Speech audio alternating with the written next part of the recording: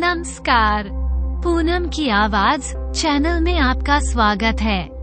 दोस्तों, आज हम आपको सुनाएंगे एक मालिक ने अपने नौकर के साथ अपनी बेटी का विवाह क्यों किया। अगर आप हमारे चैनल पर नए हैं तो प्लीज हमारे चैनल को लाइक करें, सब्सक्राइब करें और शेयर करें।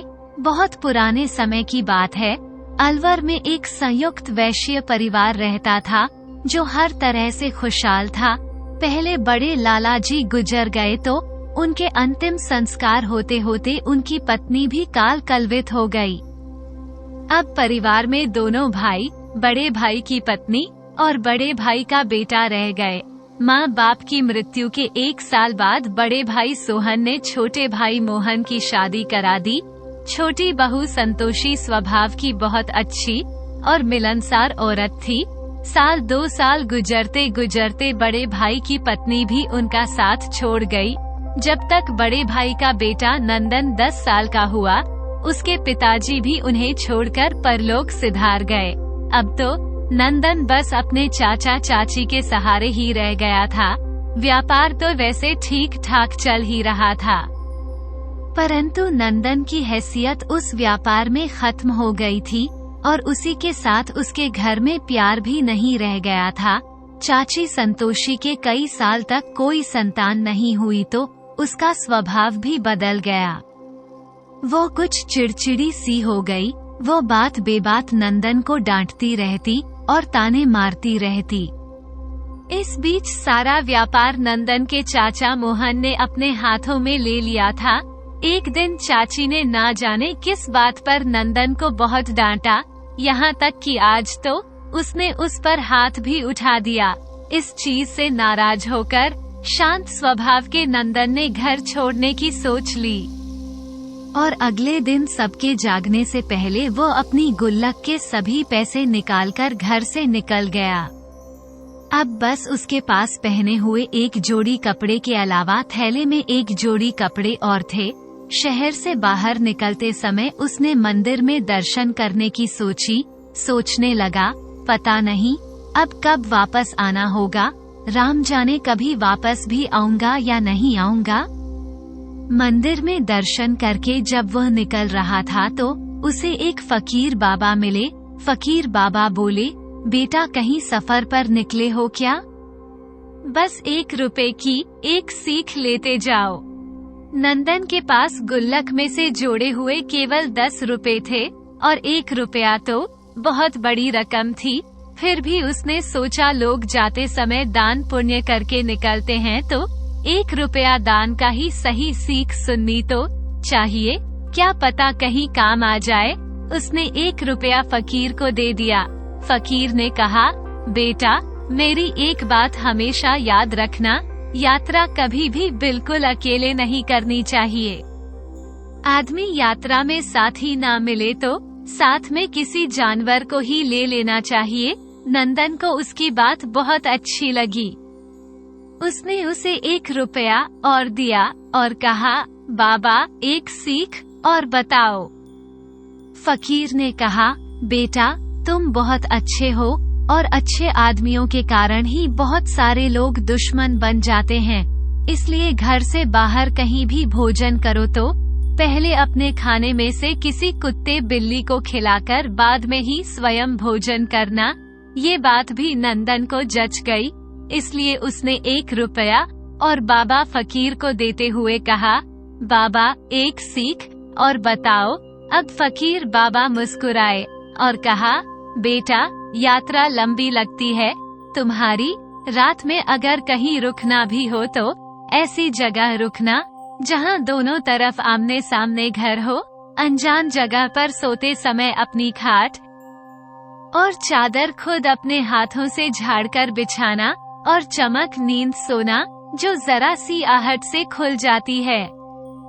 नंदन को उनकी बातें सुनकर बड़ा मजा आ रहा था। उसने फकीर बाबा को फिर 1 रुपया देकर एक बात और बताने के लिए कहा।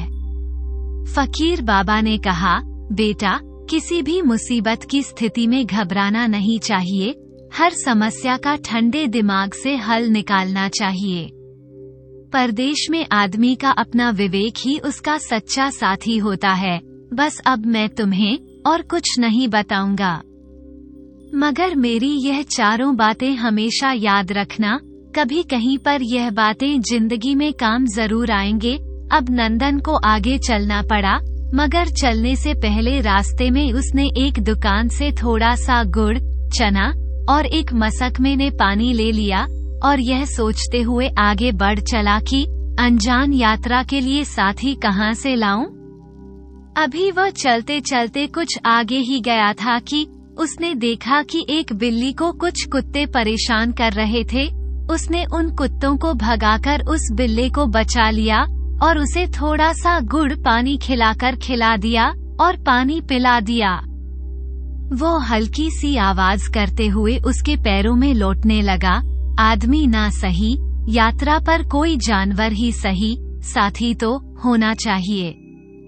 ये सोचकर नंदन ने उस बिल्ली से पूछा, क्यों बिल्ली, मेरा मित्र बनकर मेरे साथ यात्रा पर चलेगा। शायद वह नंदन की बात को समझ गया था, इसलिए वह फिर से नंदन के पैरों में लौटने लगा। अब नंदन ने उस बिल्ली को उठाकर अपने थैले में रख लिया और अपना आगे बढ़ गया। चलते चलते जब दोपहर हो गई तो वह थक भी गया था और थोड़ी देर आराम करने के लिए वह जंगल में एक बरगद के पेड़ के नीचे बैठ गया। उसने कुछ चना चवौना और गुड़ खाया और पानी पिया और उस बिल्ली को भी खिलाया और पानी पिलाया और आराम करने के लिए वह ये सोचकर लेट गया। मगर नंदन की तो आंख लग गई। उस बरगद के पेड़ पर एक नाग और एक कौवा रहते थे, जिनमें आपस में बड़ी गहरी मित्रता थी। थका हुआ कोई भी यात्री जब वहां आकर लेट जाता या सो जाता तो कौवा काव करके नाग को बुला लेता था। नाग उस यात्री को डसकर मार डालता और फिर कौवा आकर उसकी आंखें निकाल लेता और जमकर उसके मांस की दावत उड़ाता। नाग बेफिक्र होकर इधर उधर घूमता रहता। बिल्ला नंदन के चेहरे के पास आकर उसे सूंघने और चाटने लगा। तभी कौवा उड़कर नंदन के पास आया और उसके चेहरे के पास आने की कोशिश करने लगा। बिल्ला तुरंत सारी बात समझ गया। पहले तो उसने कौवे को दूर भगाने की कोशिश की, परंतु कौवा हाथ में आए शिकार को कैसे छोड़ देता। अनेक बार कोशिश करने के बाद कौवा धीरे धीरे नंदन के चेहरे की ओर बढ़ने लगा, तो बिल्ली ने झपट कर उसे अपने मुंह में उसकी गर्दन को पकड़ लिया। अब कौवे की तो जान खतरे में आ गई। वह छटपटाने लगा। उसने बिल्ली से कहा कि मुझे छोड़ दो, मुझे क्यों पकड़ा है। बिल्ली ने पहले कौवे को अपने अगले पंजों में अच्छी तरह से दबा लिया और फिर कौवे से कहा, तुम्हारे मित्र ने मेरे मित्र को डसा है और अब तुम उसका मांस खाना चाहते हो। मैं तुम्हें मार डालूंगा और उस पर दबाव बढ़ाने लगा। अब कौवे ने उससे विनती की कि वो उसे छोड़ दे, तो बिल्ली ने कहा कि पहले अपने मित्र को बुलाकर मेरे मित्र का विष निकलवाकर उसे जीवित करो। जब तक वह जिंदा नहीं होगा मैं तुम्हें नहीं छोड़ूंगा। अपनी जान खतरे में देखकर कौवे ने अपने मित्र नाग को बुलाया और नंदन के शरीर से विष निकालने को कहा। नाग ने अपने मित्र की खतरे में देखकर तुरंत नंदन के शरीर में से विष को चूसना शुरू कर दिया। धीरे धीरे नंदन के शरीर का रंग बदलने लगा और वह होश में आ गया, परंतु अपना ही विष चूसने के कारण नाग निढाल होकर बेहोश हो गया। नंदन ने जागकर नाग को बेहोश और बिल्ली को कौवे की गर्दन पकड़े हुए देखा तो तुरंत सारा माजरा उसकी समझ में आ गया। उसने बिल्ली को कहा कि इस कौवे और नाग को जीवित नहीं छोड़ना, नहीं तो यह ना जाने कितने यात्रियों की जान ले लेंगे। बिल्ली ने तुरंत अपने मुंह में पकड़कर उसकी गर्दन मरोड़ दी, जिससे कौवे की जान निकल गई। इधर नंदन ने अपनी लाठी से उस नाग को कुचल दिया, जिससे वह भी मृत्यु को प्राप्त हो गया। अब नंदन को फकीर की पहली शिक्षा याद आ गई। उसने जिसने पहले ही दिन उसकी जान बचाई, उसने मन ही मन उस फकीर को प्रणाम किया और धन्यवाद दिया। और साथ ही ईश्वर को भी धन्यवाद दिया जिसने नंदन को उस बिल्ली को अपना मित्र बनाने की सद्बुद्धि दी। उसने बड़े ही कृतज्ञ होकर फकीर की बाकी शिक्षाओं को फिर से दोहराया। उसकी जान बच गई और यह सोचकर उसने बिल्ली को अपना मित्र बनाया। बहुत अच्छा काम किया। वो बार बार फकीर का आभारी हो रहा था, बार बार दिल से फकीर को दुआएं दे रहा था, क्योंकि अब उसे विश्वास हो गया था फकीर की सभी शिक्षाएं उसके कभी न कभी जीवन में काम जरूर। साथ ही उसने बिल्ली को भी उठाकर चूम लिया। उसने उसकी नाग और कौवे से जान जो बचाई थी। फिर उसने अपना गुड़ चना देकर नंदन ने बिल्ली को पानी पिलाया और उसे अपने थैले में डालकर अपनी यात्रा पर चल पड़ा, सोचते हुए कि पता नहीं आखिर उसे कहाँ ठिकाना मिलेगा। चंदन की बाकी यात्रा आराम से बीत गई। वह अपने शहर से काफी दूर ऐसी जगह जाकर काम करने के गुजारा करना चाहता था जहां उसे और उसके परिवार को कोई जानता ना हो, जिससे उसके परिवार की कोई बदनामी ना हो। उसने अपने घर से सैकड़ों मील दूर आगरा पहुंचते पहुंचते उसके पास सब पैसे खर्च हो गए। रिश्ते सब बहुत दूर निकल गए। वो पैसे खत्म हो गए और आज तो उसने सुबह से कुछ खाया पिया भी नहीं था, परंतु वह बिल्ला बिना कुछ खाए अभी उसके साथ बना हुआ था। शाम होते होते वह निढाल हो गया। उस नए शहर के मुख्य बाजार पर एक बड़ी सी पंसारी की दुकान थी। उसी दुकान के चबूतरे पर गिरकर नंदन बेहोश हो गया। ये देखकर बिल्ला उसके थैले में से निकलकर उसको हल्की हल्की आवाजें करते हुए उसके हाथ पाँव को चाटने लगा। इस समय दुकान बंद होने वाली थी और सेठ माधोराम अपना हिसाब किताब लिख रहे थे, मगर एक सुंदर से बच्चे को अपनी दुकान के चबूतरे पर बेहोश देखकर वह बैठे ना रह सके और तुरंत उस बच्चे को उठाकर उसके मुंह पर पानी छिड़ककर उसे होश में लाने की कोशिश करने लगे। जब नंदन को होश आया तो सेठ जी ने पूछा, बेटा कौन हो तुम, कहाँ से आ रहे हो? देखने में तो किसी अच्छे घर के चिराग मालूम लगते हो, मगर तुम्हारी यह हालत कैसे हो गई? ऐसा लगता है कि सुबह से तुमने कुछ खाया पिया नहीं है। जब नंदन को होश आया तो सेठ जी ने उसको थोड़ा पानी पिलाया और गुड़ खिला दिया, जिससे अब उसकी थोड़ी जान में जान आई।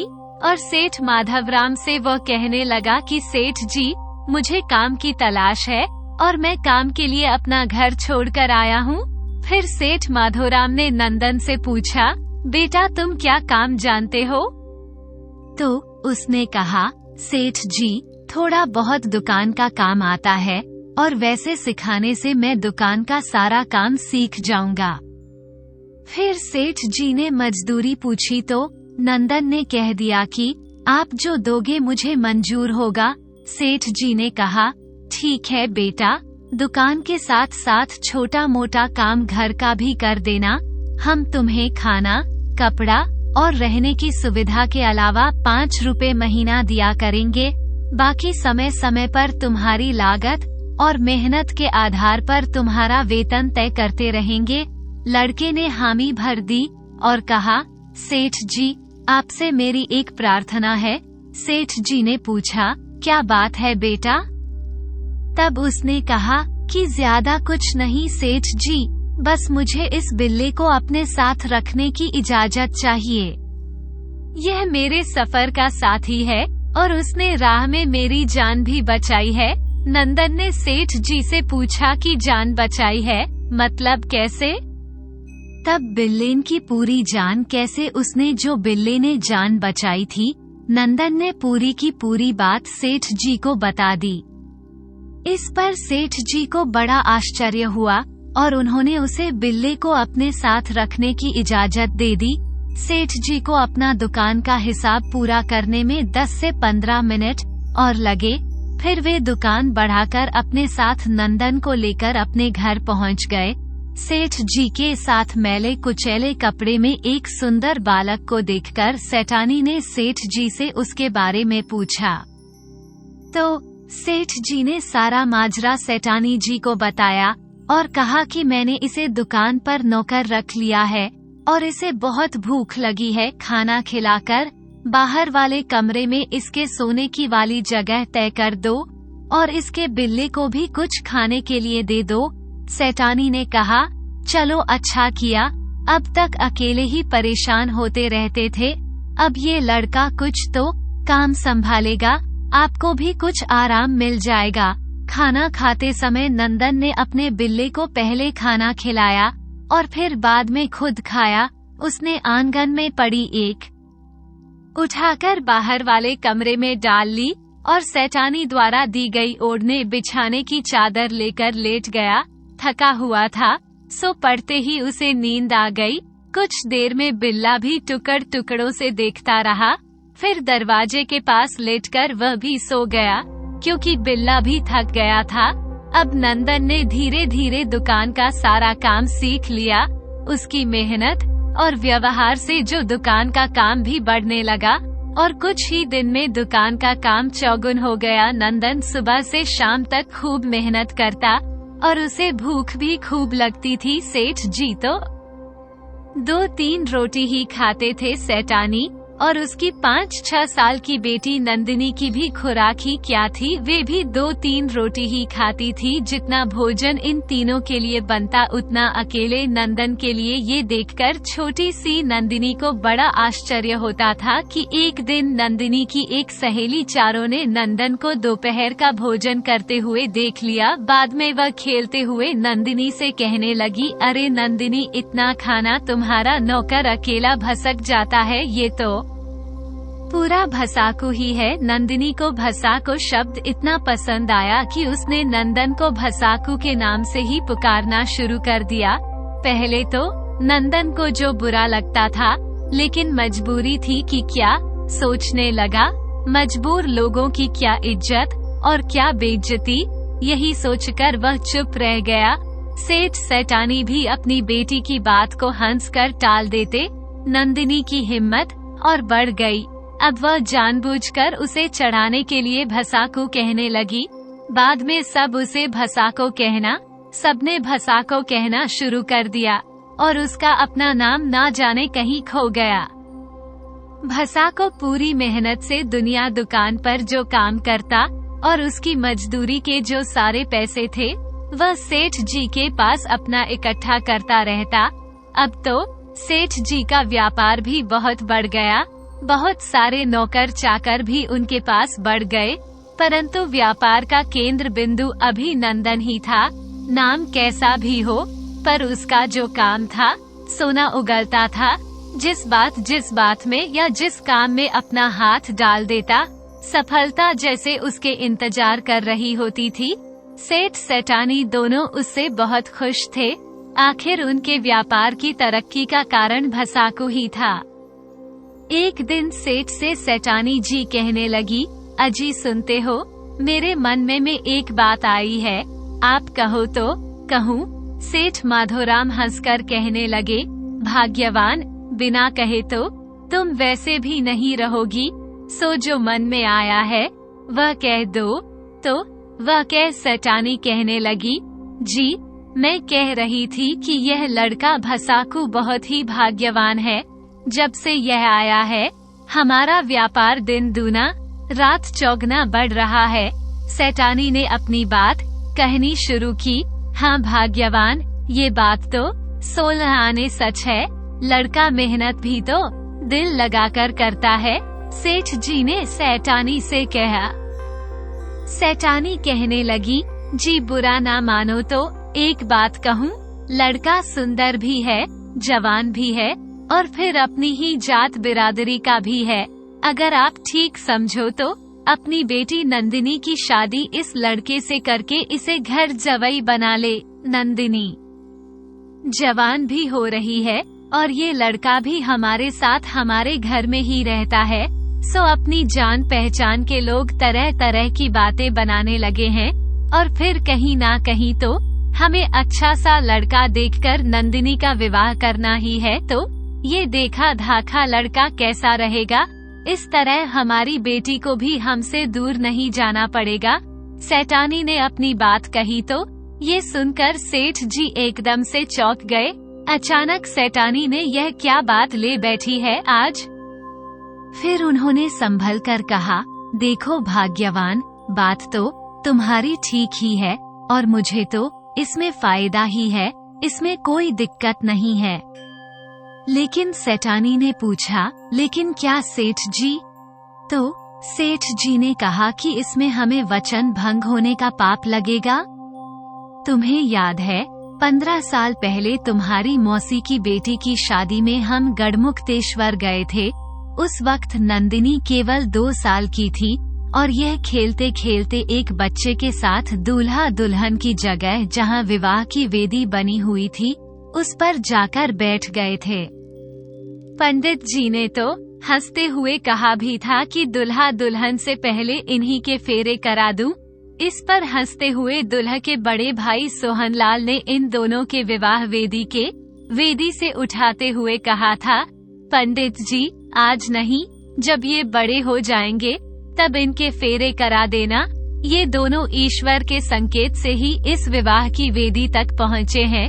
यदि इस बिटिया के माता पिता को कोई आपत्ति ना हो तो मुझे ये रिश्ता मंजूर है। सोहनलाल ने इन दोनों को विवाह की वेदी से उठाया और गोद में लेकर मेरे पास आए तो कहने लगे, अगर इस कन्या का हाथ में अपने बेटे के लिए मांगना चाहूँ तो क्या इसके माता पिता तैयार हैं? उस वक्त तो मैंने भी हंसकर कह दिया था कि मुझे ये रिश्ता स्वीकार है, पर शादी विदाई बच्चों के जवान होने पर ही होगी।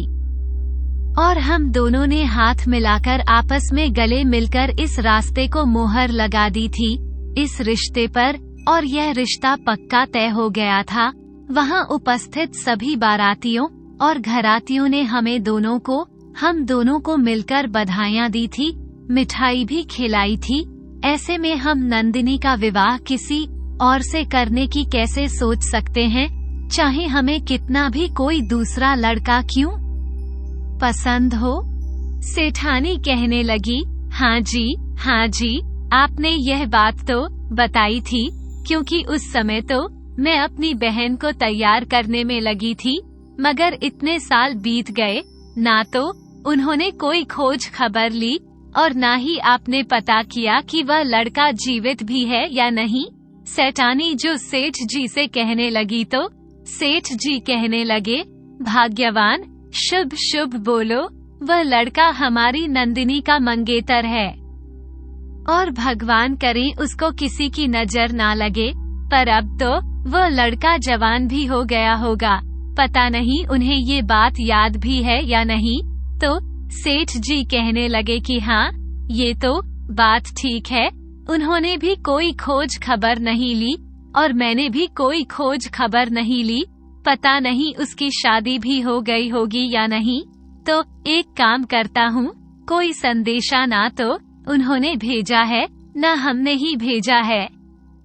नाई को बुलाकर उसके साथ में मैं एक संदेशा भेज देता हूँ कि जो पता भी चल जाएगा कि उस लड़के की शादी हुई है या नहीं हुई है। सेठानी ने कहा कि ठीक है, ये तो आपकी बात बिल्कुल ठीक है। सेठानी ने जो सेठ जी से कहा तो ठीक है भाग्यवान, उन्होंने कोई खोज खबर नहीं ली तो हमने कौन सी उनकी खोज खबर ली है। इसलिए मैं शादी का मुहूर्त निकलवाने का एक संदेश लेकर नाई को देता हूँ, कुछ साथ में फल मिठाई भी भेज देंगे।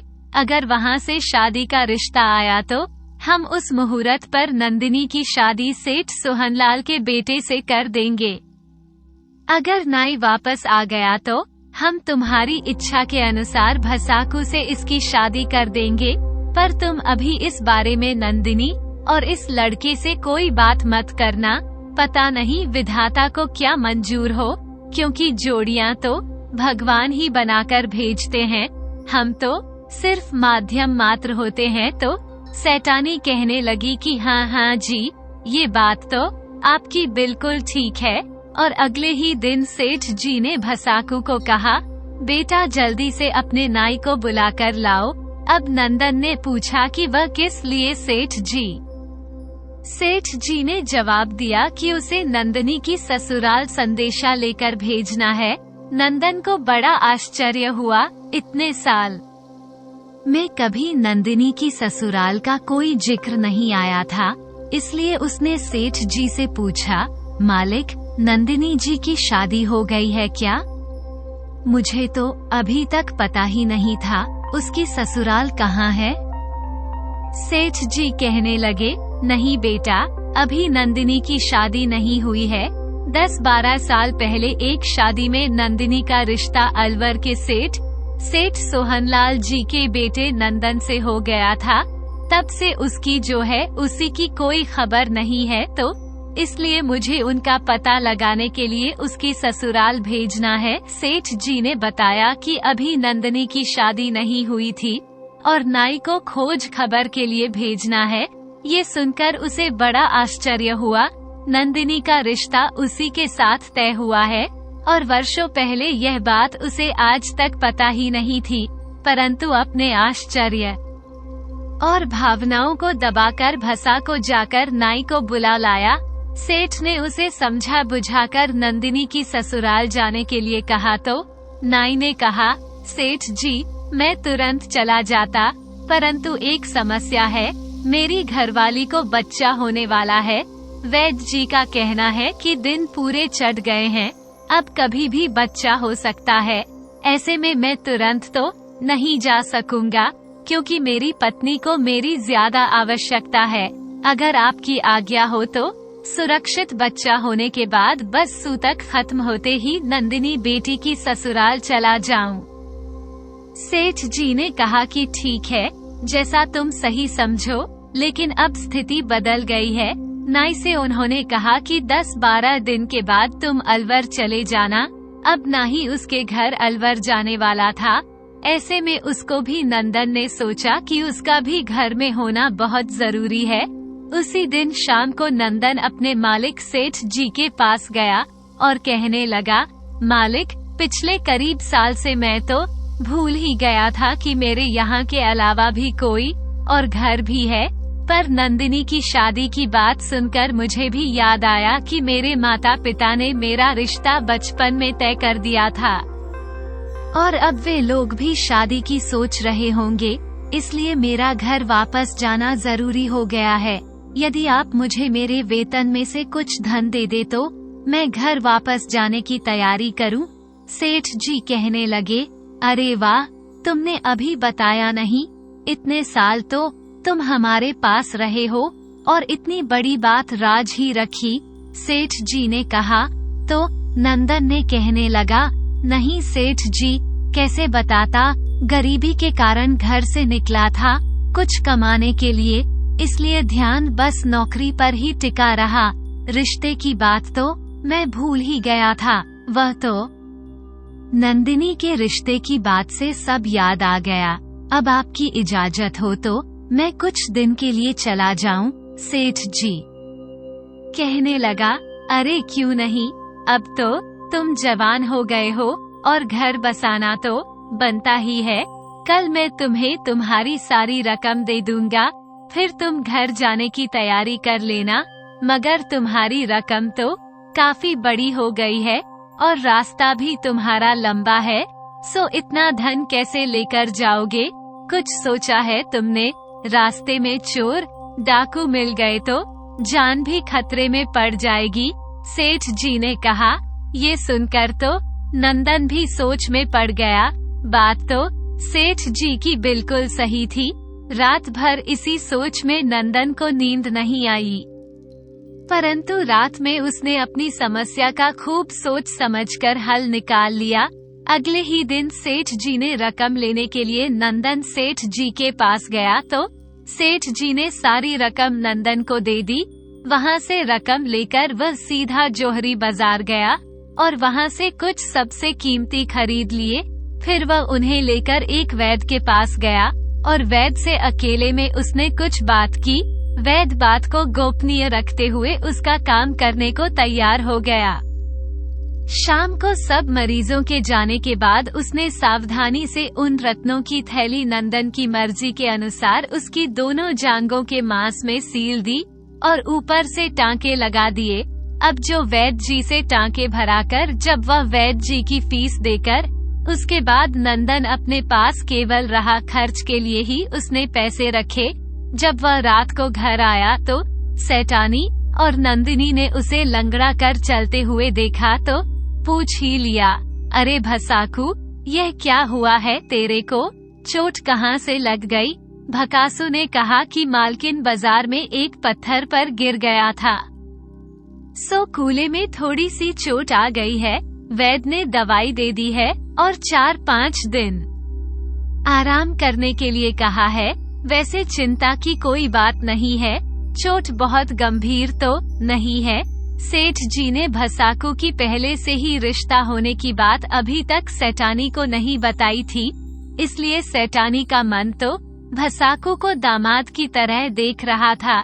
उसे तो पूरा भरोसा था कि कहीं ना कहीं भसाक ही मेरा दामाद बन जाए, लेकिन वह तो अलवर वाले सेठ जी के लड़के की तो शादी हो चुकी होगी। सेठानी तो यही सोच रही थी। उसके बाद तो भसाको ही उनका दामाद बनेगा, इसलिए उसने तुरंत नंदिनी को आवाज देकर एक गिलास दूध में हल्दी पकाकर लाने को कहा। भी हैरान रह गई, माना कि उसकी वजह से हमारा व्यापार बहुत बढ़ गया है, मगर माँ ने कभी भी भसाकू की इतनी परवाह नहीं की। मगर आज क्या हो गया है? फिर उसने अपनी सोच को झटक कर वह माँ के कहे अनुसार दूध में 1 चम्मच हल्दी पकाकर ले आई। इस बात से भसाकू भी हैरान था, पर वह कुछ सोचे बगैर हल्दी वाला दूध पीकर चुपचाप सो गया। सेठ जी ने दुकान से आकर जब उसकी चोट की बात सुनी तो भी उसके साथ निकल लिया। अगली सुबह जब वह वापसी यात्रा के लिए निकला, तब सेठानी को पूरा माजरा समझ में आ गया। उन्हें एक झटका तो लगा कि फिर भी विदा करते समय उनकी आंखों में आंसू आ गए। आखिर नंदन ने उनके साथ 12 साल बिताए हैं और इस दौरान उनके दुख सुख का साथी बना रहा। नंदिनी की भी आंखें गीली हो गई थी कि इतने साल उनको साथ में रहा, और जब कोई घर से जाता है तो घर में कितना सुनापन लगता है। वह सबको राम राम कहकर और वहां से विदा लेकर भसाकू चल दिया। इतने भसाकू के साथ बेहद लगाव हो गया था सबका। उसके बगैर अपने व्यापार को संभालने के बारे में तो उन्होंने कभी सोचा ही नहीं था। चलते समय उन्होंने नंदन से कहा, बेटा संभल कर जाना, राह बाट में कोई आ जाए तो घबराना नहीं, ठंडे दिमाग से समस्या का हल निकाल लेना और स्वयं को सुरक्षित रखना। परिवार से विदा होकर अपने शहर अलवर के लिए भसाकू चल दिया। चलते समय उसे बरसों पहले की फकीर की शिक्षा याद आ गई। उन्होंने आते समय जंगल में उसकी जान बचाई थी। वहां उसे कोई भी सवारी सीधे अलवर के लिए नहीं मिल पाई, परंतु जल्दी ही उसे भरतपुर के लिए एक रथ आता हुआ मिल गया। उसमें कुछ किराए के यात्रियों की अनुमति मिल गई। किराए पर कुछ यात्री बैठे थे और उसे भी जगह उसमें मिल गई। इस तरह भरतपुर तक उसकी यात्रा पूरी हो गई। भरतपुर उतरकर उसने खाना खाया और अलवर की सवारी के बारे में पूछताछ की।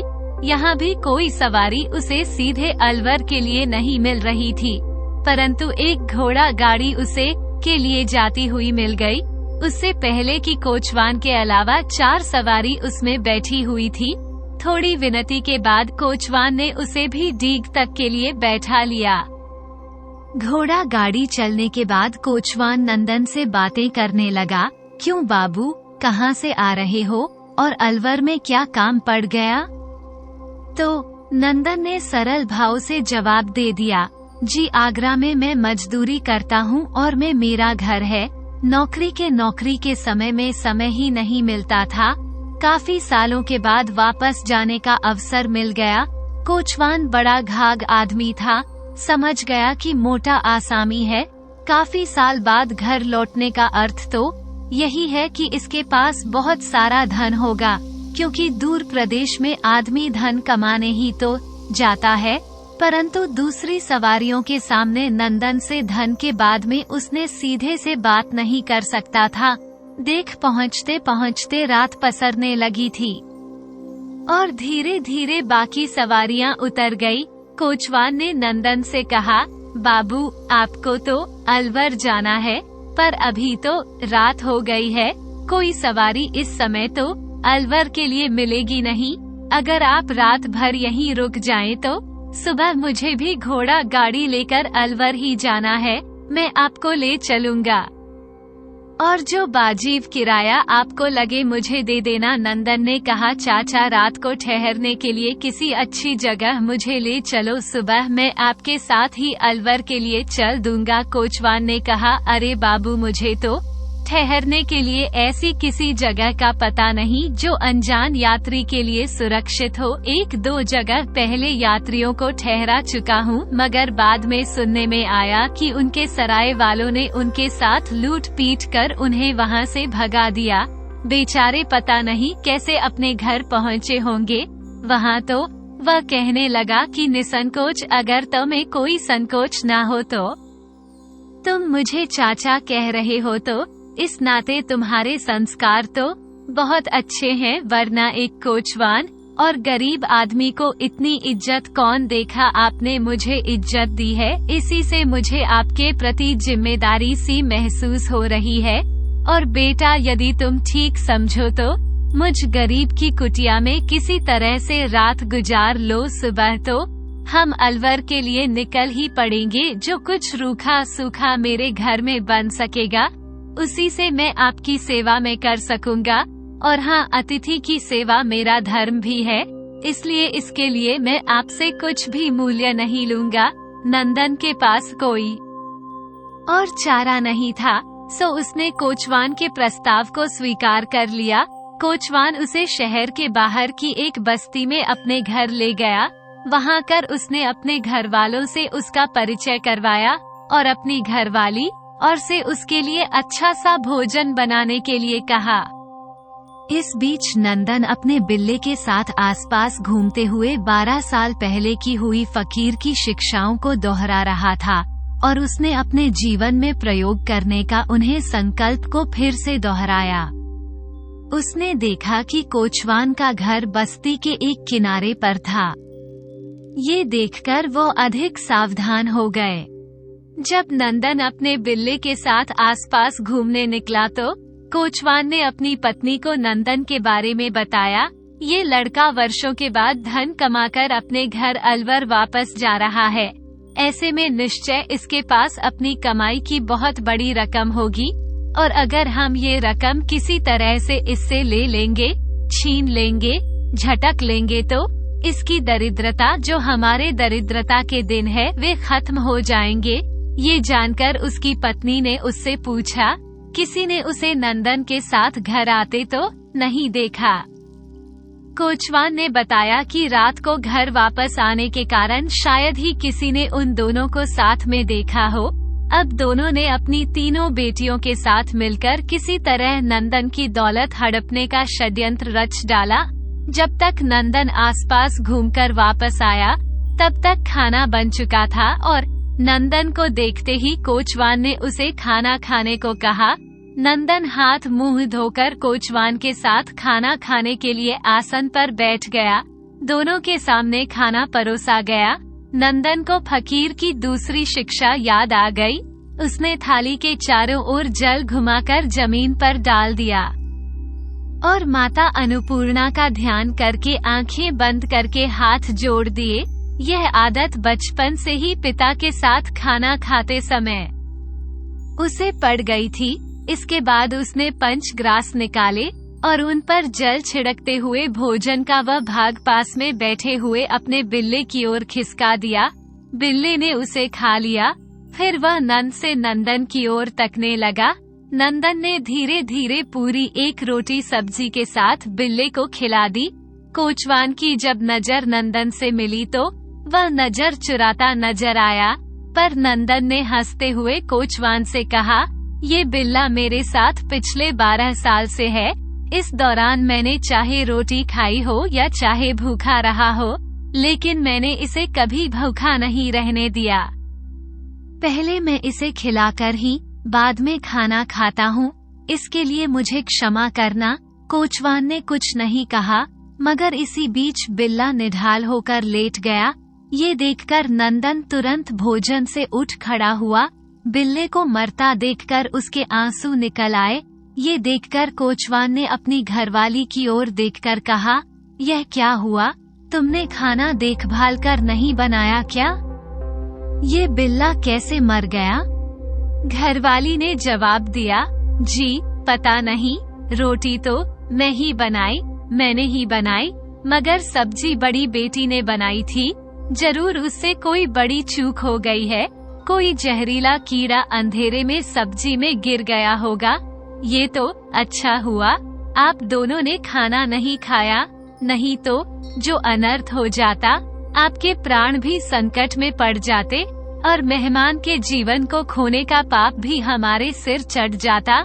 ईश्वर ने बिल्ले के माध्यम से सबको बचा लिया। अब क्या होगा? मेहमान को भूखा रखने का पाप नहीं चढ़ेगा क्या? कोचवान ने फिर से अपनी पत्नी से कहा, ऐसा कैसे हो सकता है जी, मैं सबके लिए दोबारा खाना बनाती हूँ। कोचवान की घरवाली ने कहा कि ऐसा कैसे मैं इसको भूखा रहने दूंगी, इसलिए मैं अब दोबारा से खाना बड़ी ध्यान से बनाऊंगी। तब वह नंदन कहने लगा कि रहने दो, अब मेरी खाने की इच्छा नहीं है, क्योंकि मेरा बिल्ला मर गया है और इसने मेरा साथ आज तक दिया है। आज भी जाते जाते यह मेरी जान बचा कर गया है। मैं बस किसी तरह रात गुजार लूं और सुबह में अपने घर की राह पकड़ लूं। ये देखकर कोचवान ने फिर उसे भोजन के लिए नहीं कहा और अपनी पत्नी को उसके लिए खाट बिछाने के लिए कहा। उसने कुछ कहने से पहले ही कोचवान की दूसरी बेटी सुरेखा ने नंदन के लिए आंगन के किनारे पर एक बिस्तर बिछा दिया। नंदन को तुरंत फकीर की तीसरी शिक्षा याद आ गई। उसने उस पर बैठने लेटने से पहले दरी चादर उतारकर झाड़ना झटकना शुरू किया तो पाया कि यह चारपाई तो कुएं के ऊपर बिछी हुई है और उस पर कच्चे सूत की बुनाई हुई थी, जो चादर के झटकों झटकते ही टूट गई। ये देखकर कोचवान की पत्नी किसी से कुछ कहने से पहले ही सुरेखा को डांटने लगी, नालायक, तुझे हमेशा ही मजाक की सूझती है। अनजाने में मेहमान से कभी मजाक नहीं किया जाता। चल हटा इसे यहाँ से। मेहमान के लिए दूसरी चारपाई बिछा। वहाँ आंगन के बीच में इन सब घटनाओं से नंदन समझ गया कि वह ठगों के घर में फंस गया है और यहाँ पर वह उसकी खैर नहीं। यदि किसी तरह से सकुशल निकलकर अपने घर पहुँच जाए तो ईश्वर की बहुत बड़ी कृपा होगी।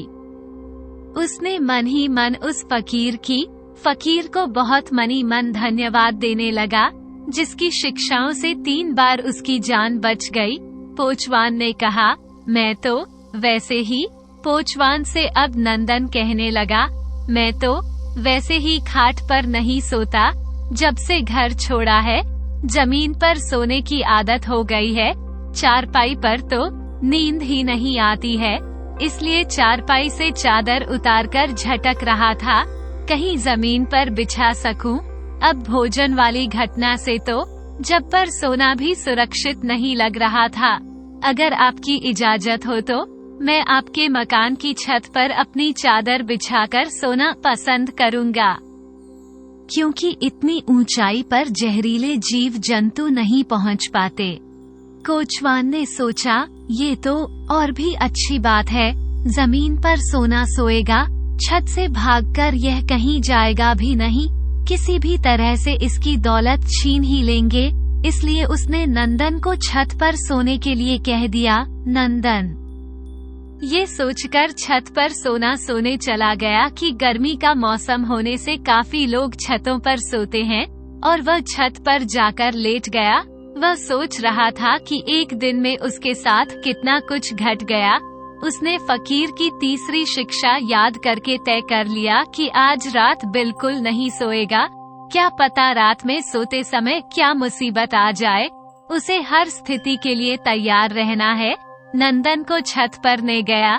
जाकर वह लेट रहा था और सोच ही रहा था कि उसके साथ क्या क्या घट रहा है, और इधर कोचवान, उसका परिवार आपस में बातचीत कर रहे थे। कोचवान ने सबिता से कहा, तुमने उस लड़के के भोजन में जहर क्यों मिलाया? बात तो केवल उसे बेहोश करने की हुई थी, जिससे हम उसकी दौलत लेकर और उसका माल अपने कब्जे में कर सकते थे, फिर सुबह सुबह उसे कहीं जंगल में फेंक आते। कविता ने कहा, बापू, मैंने सोचा होश में आने पर यह कहीं ना कहीं शिकायत ना कर दे और हम सब खतरे में पड़ जाते। इससे तो अच्छा है कि यह मर जाए और इसका माल लूटकर कहीं जंगल में हम इसकी लाश को फेंक देते, किसी भी तरह का खतरा नहीं रहेगा।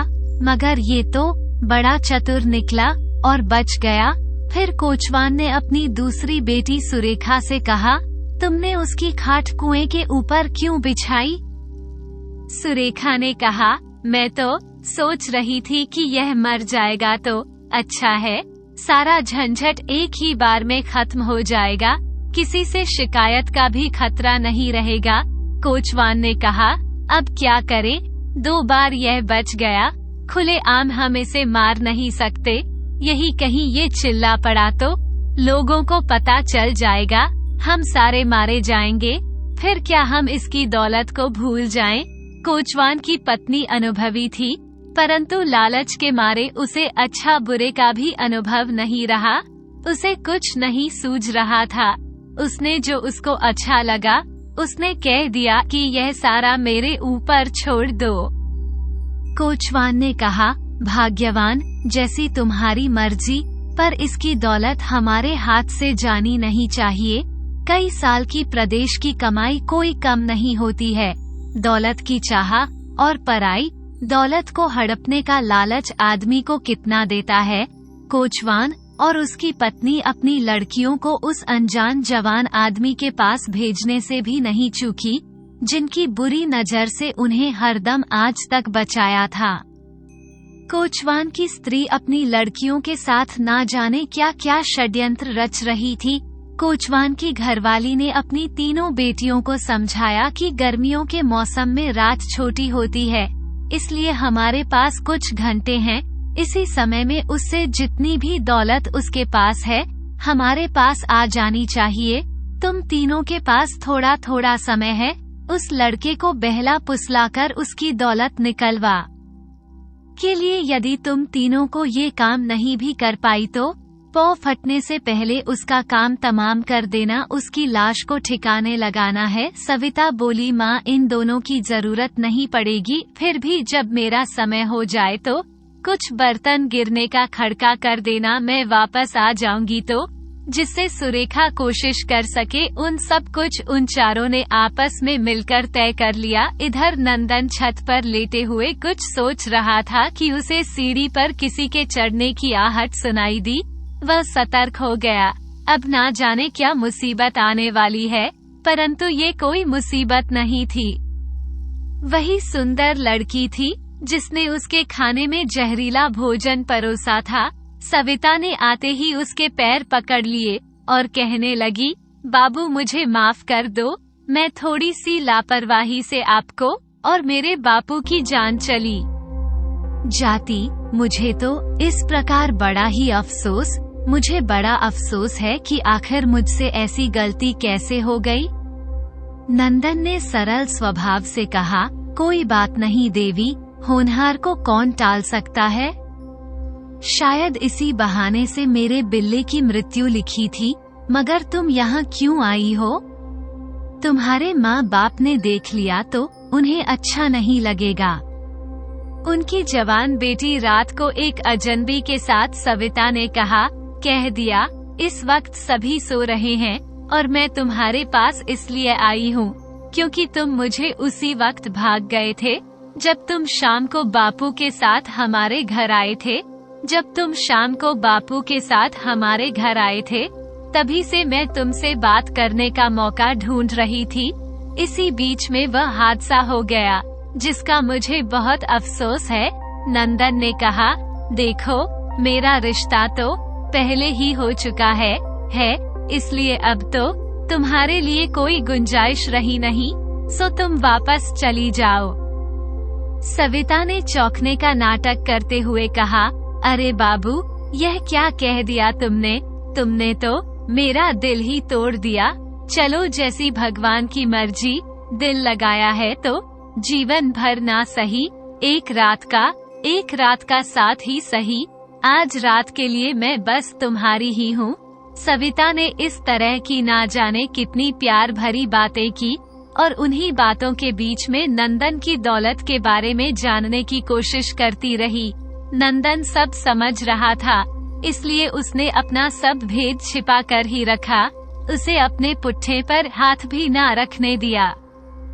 कुछ ही समय में वह समझ गया कि घी सीधी उंगली से निकलने वाला नहीं है, तो उसने नंदन पर बहुत गुस्सा आ रहा था, इसलिए वह खुले आम छुरा लेकर उसकी छाती पर चढ़ गई और धमकी देकर बोली, बाबू जल्दी से अपनी सब दौलत मेरे हवाले कर दे, वरना इस छुरे से अभी तेरी गर्दन काट कर रख दूंगी।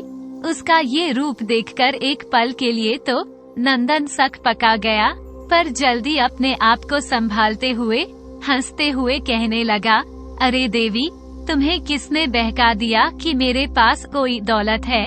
मैं गरीब आदमी कमाने के लिए निकला था। दुनिया भर में धक्के खाकर परेशान होकर वापस जा रहा था कि जब किस्मत में धक्के खाना ही लिखा है तो परदेश में ही क्यों अपने देश में जाकर मेहनत मजदूरी कर सकूंगा। मेहनत मजदूरी करके अपना पेट पाल लूंगा, वक्त जरूरत पर कम से कम अपना कुनबा परिवार तो मेरे आसपास होगा। तो किसी धोखे में मत रह, मेरे पास कोई दौलत नहीं है। सविता ने फिर धमकी दी और उसके गले की तरफ छुरा ले जाने लगी।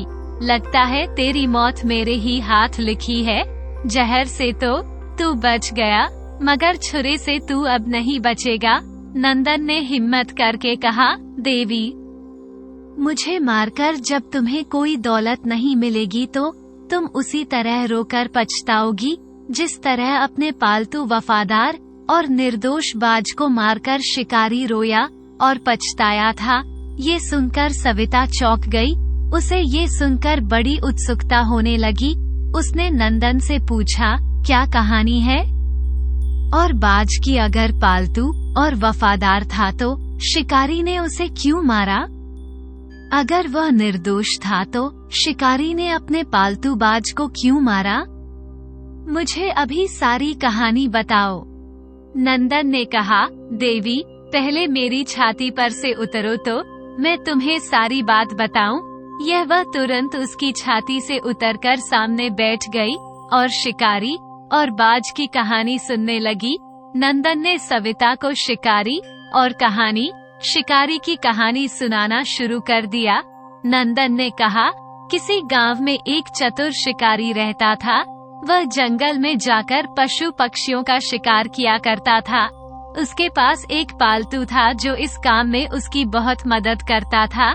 जब शिकारी घोड़े पर सवार होकर जंगल में शिकार के लिए जाता तो बाज उसके भोजन के लिए छोटे छोटे पक्षियों को पकड़कर ले आता, जिन्हें आग में भूनकर वह अपनी भूख को शांत करता था।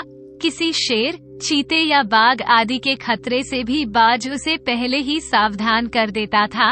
एक बार गर्मी के मौसम में वह शिकारी अपने पालतू वफादार बाज के साथ घने जंगल में शिकार के लिए गया।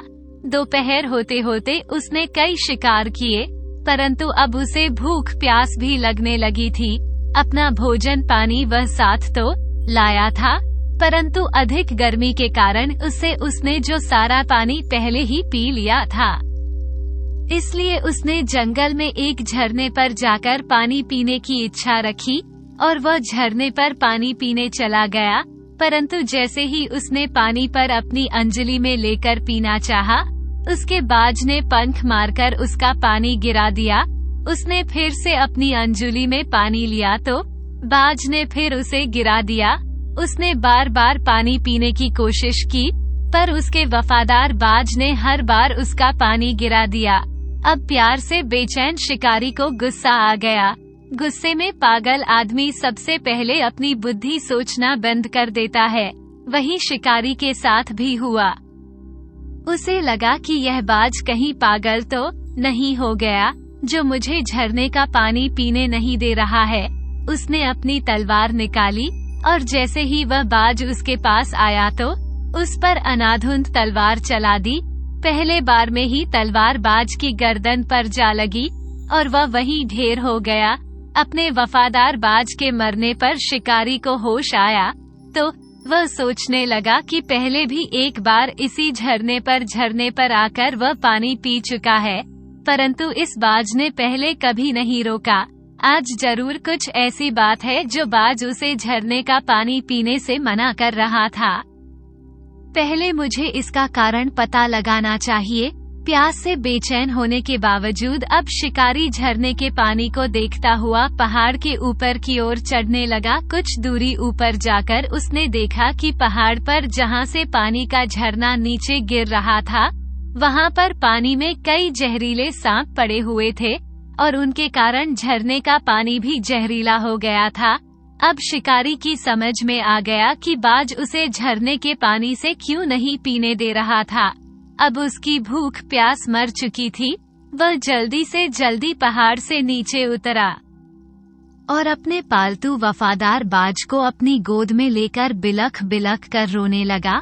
परंतु अब क्या हो सकता था? बिना सोचे समझे अपने वफादार बाज को मारने के कारण वो बहुत पछताने लगा। अब शिकार में भी उसका मन नहीं लगता था। इस संदर्भ में कुछ ही दिनों बाद शिकारी की मृत्यु हो गई। सो तुमने देख लिया अपने पालतू वफादार और निर्दोष बाज को मारकर चतुर शिकारी कैसे पछताया। अगर तू भी दौलत के लोभ में आकर मुझे मारना चाहती है तो मार डाल, मगर तुझे मारने के बाद भी कुछ नहीं मिलेगा तो मुझे निर्दोष को मारकर तू भी रो रो कर पछताएगी। तभी कोचवान ने घर के बर्तन गिरने की आहट की तो सविता ये कहते हुए उठ गई कि बाबू तुम बहुत सुंदर होने के साथ साथ बहुत ही चतुर भी होश तुम मेरे पति होते, परंतु अब मुझे जाना ही पड़ेगा। शायद घर का कोई सदस्य जाग गया है। सविता के आक्रमण से बचने पर नंदन ने एक गहरी सांस ली और ईश्वर के हृदय से प्रणाम किया। उसके बाद वह आंखें बंद करके अब तक की सभी घटनाओं पर विचार करने लगा। सविता को गए हुए अधिक देर नहीं हुई थी कि नंदन ने फिर सीढ़ी पर किसी की आहट सुनी। वह इस बार अधिक सतर्क हो गया। उसने अपने आप को आने वाली किसी भी नई मुसीबत के लिए पहले ही तैयार कर लिया था।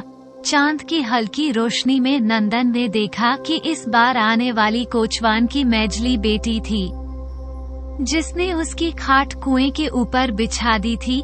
उसे आता देखकर नंदन ने सोने सोने का अभिनय शुरू किया, मगर वो अधिक देर तक यह अभिनय नहीं कर सका क्योंकि सुरेखा पास आकर उसके सामान को टटोलने लगी। उसे कोई मौका ना देते हुए नंदन ने करवट बदल ली और अपना सिर अपने सामान पर रख दिया। अब सुरेखा के पास नंदन का सामान छोड़कर नंदन से बात करने के अलावा कोई चारा नहीं था। उसने कहा, ओ बाबू, सो गए क्या? नंदन ने आकर खोलकर कहा, नहीं नहीं, अभी सोने की कोशिश ही कर रहा था, मगर नींद नहीं आ रही। तो वह कहने लगिया, मेरे प्यारे बिल्ले के मरने के कारण, अजनबी जगह होने के कारण भी नींद नहीं आ रही है। मगर तुम यहाँ क्यों आई हो?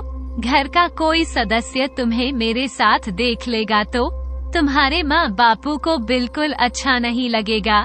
तब वह लड़की कहने लगी, बाबू क्या कहूँ, क्यों आई हूँ और कैसे आई हूँ? मुझे तो समझ ही नहीं आ रहा था कि मैं अपनी गलती की माफी आपसे कैसे मांगूं।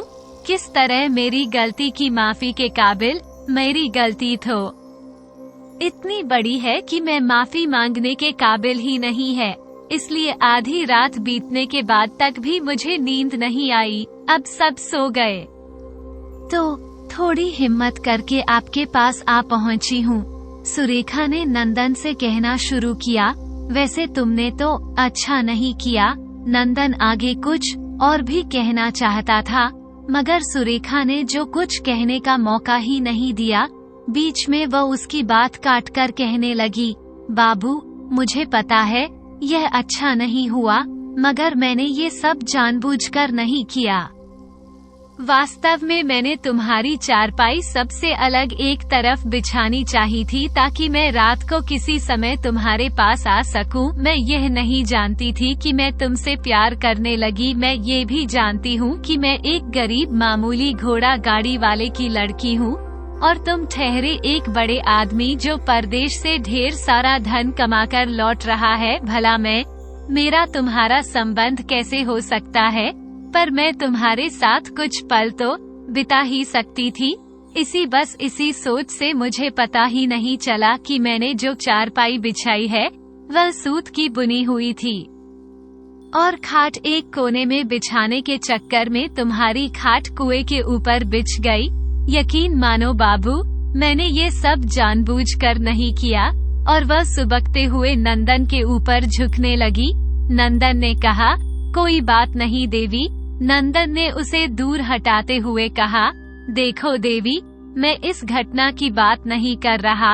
मैं तो ये कह रहा हूँ कि तुमने अकेले में मेरे पास आकर अच्छा नहीं किया। एक शरीफ लड़की या शरीफ लड़के को इस तरह अकेले में नहीं मिलना चाहिए। रही बात मेरे बड़े अमीर होने की या मैं धन कमा कर ला रहा हूँ, तो ये बिल्कुल गलत है। मेरे पास कोई धन नहीं है। मैं कोई अमीर आदमी नहीं हूँ। अगर मैं अमीर आदमी होता तो किसी अच्छी सी सराय में ठहरता, जहाँ मुझे शाम को बढ़िया लजीज खाना मिलता, अच्छा कमरा मिलता और सारी रात में मजे में सोता। तब मैं तुम्हारे बापू के साथ यहाँ गर्मी में परेशान नहीं हो रहा होता, भूखा प्यासा। इस तरह सुरेखा ने भी नंदन को अनेक प्रकार से बहला फुसलाकर उसके धन की था लेनी चाहिए, मगर नंदन पूरी तरह सावधान था। वह ना तो उसकी चिकनी चुपड़ी बातों में फंसा और ना ही वह सुरेखा की चढ़ती जवानी का उस पर कोई असर हुआ। जब सुरेखा के हर बार बेकार चले गए तो वह झुंझला उठी और गुस्से में तमतमाकर उसने एक हाथ से नंदन के बाल कसकर पकड़ लिए और दूसरे हाथ से उसने अपने कपड़ों में छिपाया हुआ छुरा निकालकर नंदन के गले पर रख दिया। नंदन इतना ताकतवर था कि वह यदि चाहता तो सविता या सुरेखा उसका कुछ नहीं बिगाड़ सकती थी और एक ही झटके में वह छत से नीचे गिराकर उन्हें मार सकता था, परंतु उसने ऐसा नहीं किया। उसके दो कारण थे। एक तो वह परदेश में किसी झंझट में नहीं पड़ना चाहता था और पंचायत में कोचवान का साथ देने वाले तो उसके लोग मिल जाते, लेकिन इस अजनबी जगह में उसका साथ कौन देता। इसलिए उसने कोई ऐसा काम नहीं किया जिससे कोई परेशानी खड़ी हो जाए और इससे उसका घर वापस जाने में कोई कठिनाई आए। दूसरा, कोच और उसका परिवार कैसा भी हो, उन्होंने उसे एक रात ठहरने के लिए स्थान दिया था और वह अपने मेजबान को किसी भी तरह का नुकसान नहीं पहुंचाना चाहता था। इसलिए जब सुरेखा ने उसके गले पर छुरा रखकर उसे धमकी दी तो उसे सविता के साथ हुई घटना याद करके हंसी आ गई।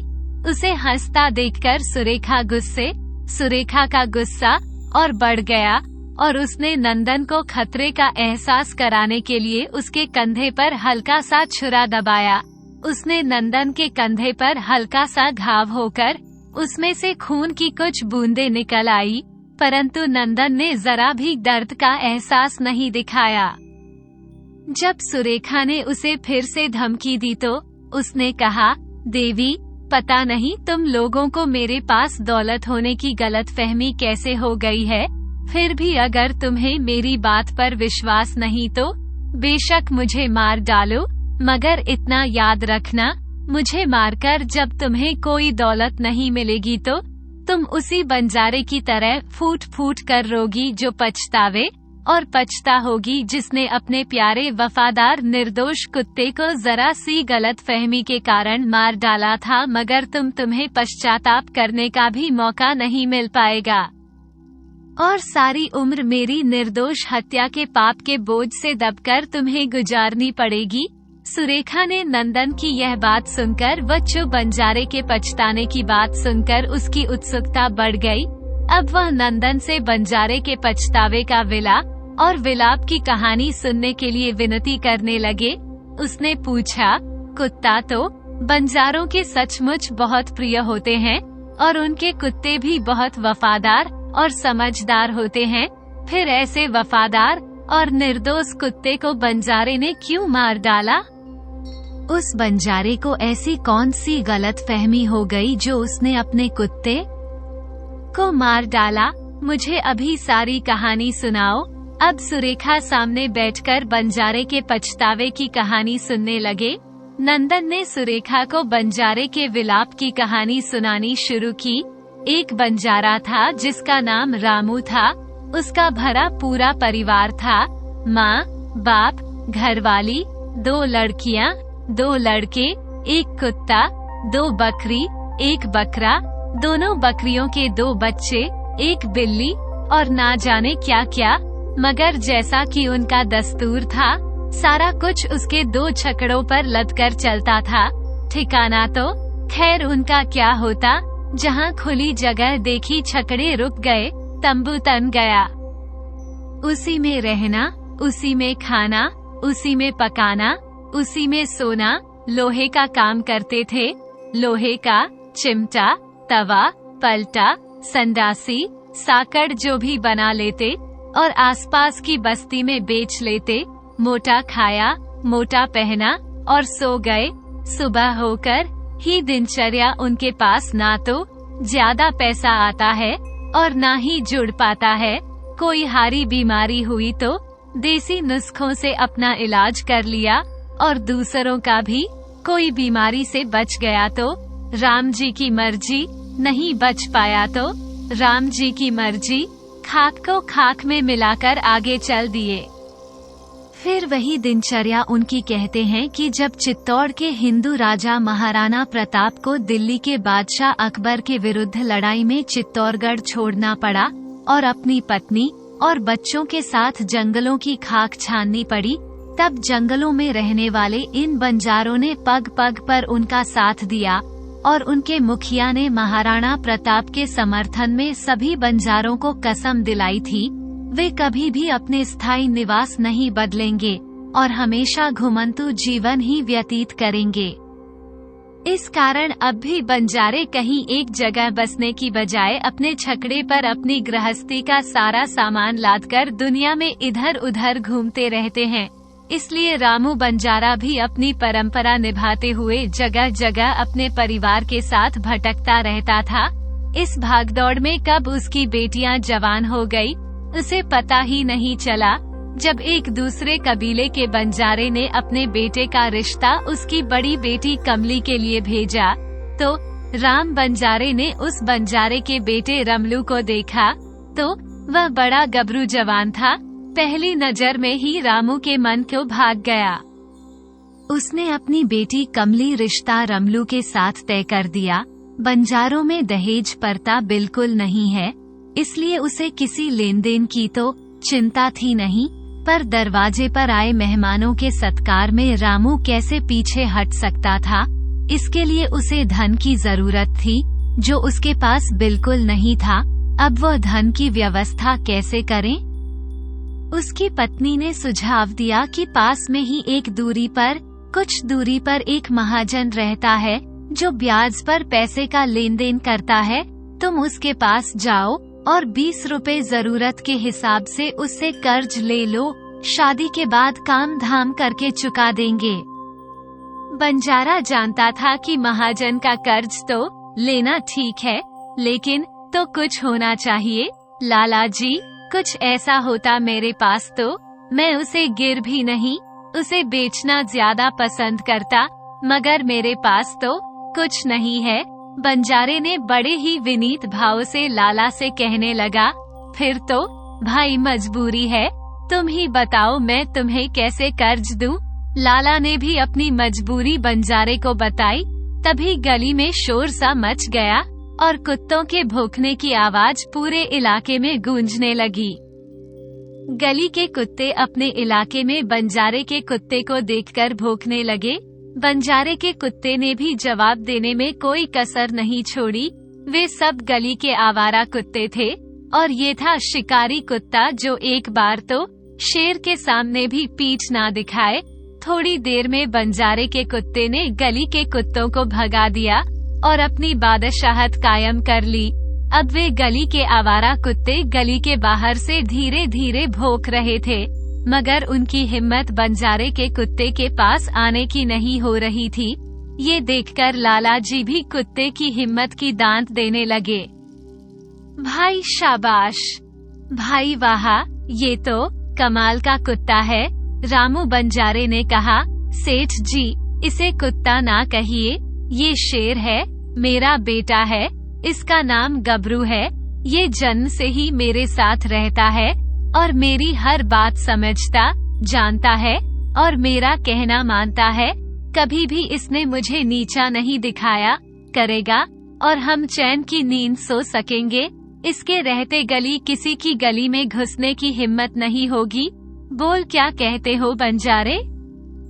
बंजारे ने कहा, लाला जी, मजबूरी में मैं आपके पास आया हूँ। इतनी बात में वो उठ खड़ा हुआ और बोला, चल भाई गभरू, यहाँ तो काम बना नहीं, घर वापस चलते हैं। बंजारा उठकर चल दिया। ये सोच कर के गबरू उसके पीछे पीछे चल दिया होगा, मगर 4-6 कदम चलने के बाद जब गबरू ने को देखने के लिए उसने पीछे मुड़कर देखा तो गभरू अभी भी लाला जी की दुकान पर बैठा हुआ था। वह तो टच से मज नहीं हुआ। रामू ने उसे कई बार बुलाया, मगर वह वहीं बैठा कुनकू करता रहा, जैसे बंजारे को कुछ कहना चाहता हो। बंजारे ने वापस दुकान पर जाकर भी उसे अपने साथ ले जाने की कोशिश की, मगर गबरू नहीं माना और उसकी आंखों से आंसू बहने लगे। ये देखकर रामू ने उसे गले लगा लिया और कहा कि मैं समझ गया बेटा, मैंने तुझे अपना बेटा माना और आज तुम बेटे होने का फर्ज पूरा करने चला है। रामू बंजारे ने अपने प्यारे कुत्ते गबरू से कहने लगा। फिर सेठ जी इनकी तरफ देखकर रामू कहने लगा, लाला जी, मैं इसे बेचूंगा तो कभी नहीं, मगर इसे मेरी मजबूरी पता चल गई है और इसलिए खुद ही आपके पास रहना चाहता है। इसे मेरा बेटा होने का फर्ज जो अदा करना है, ठीक है, मैं इसे आपके पास गिरवी रख देता हूँ। आपकी रकम ब्याज सही चुका कर ही मैं अपने गबरू को वापस ले जाऊंगा। तब तक आप यह आपके घर और दुकान की रखवाली करेगा, मगर आप भी वचन दीजिए, मेरे बदले में आप इसके खान पान का पूरा ध्यान रखेंगे, इसे कभी भूखा प्यासा नहीं छोड़ेंगे। बताइए अगर आप राजी हैं या नहीं। भाई, मैं तो राजी हूँ, मगर तुम्हारे जाने के बाद ये तुम्हारे पीछे तो नहीं भाग जाएगा। कहीं ऐसा ना हो कि मेरे रुपए भी जाएं और मेरे घर दुकान की रखवाली भी ना हो। इसको अच्छी तरह समझा देना। जब तुम लेन देन कर लेनदारी चुका दोगे तो अपने कुत्ते को मेरे पास से ले जाना, पर मगर तुम्हारे जाने के बाद ये तुम्हारे पीछे पीछे ना आए। तब लाला जी ने बंजारे से कह दिया। बंजारे कहने लगा, लाला जी, यह बंजारे का बेटा है, बंजारे की बात पत्थर की लकीर होती है। आज का कर्ज चुकाए बिना ये कहीं नहीं जाएगा। अब आप रकम जल्दी से दे दो, मैं ज्यादा देर यहाँ नहीं रुक पाऊंगा, मगर गबरू के बिना डेरे पर भी पता नहीं कैसे जा पाऊंगा। ये कहते कहते रामू बंजारे की आंखों में पानी आ गया और आवाज भी लड़खड़ाने लगी।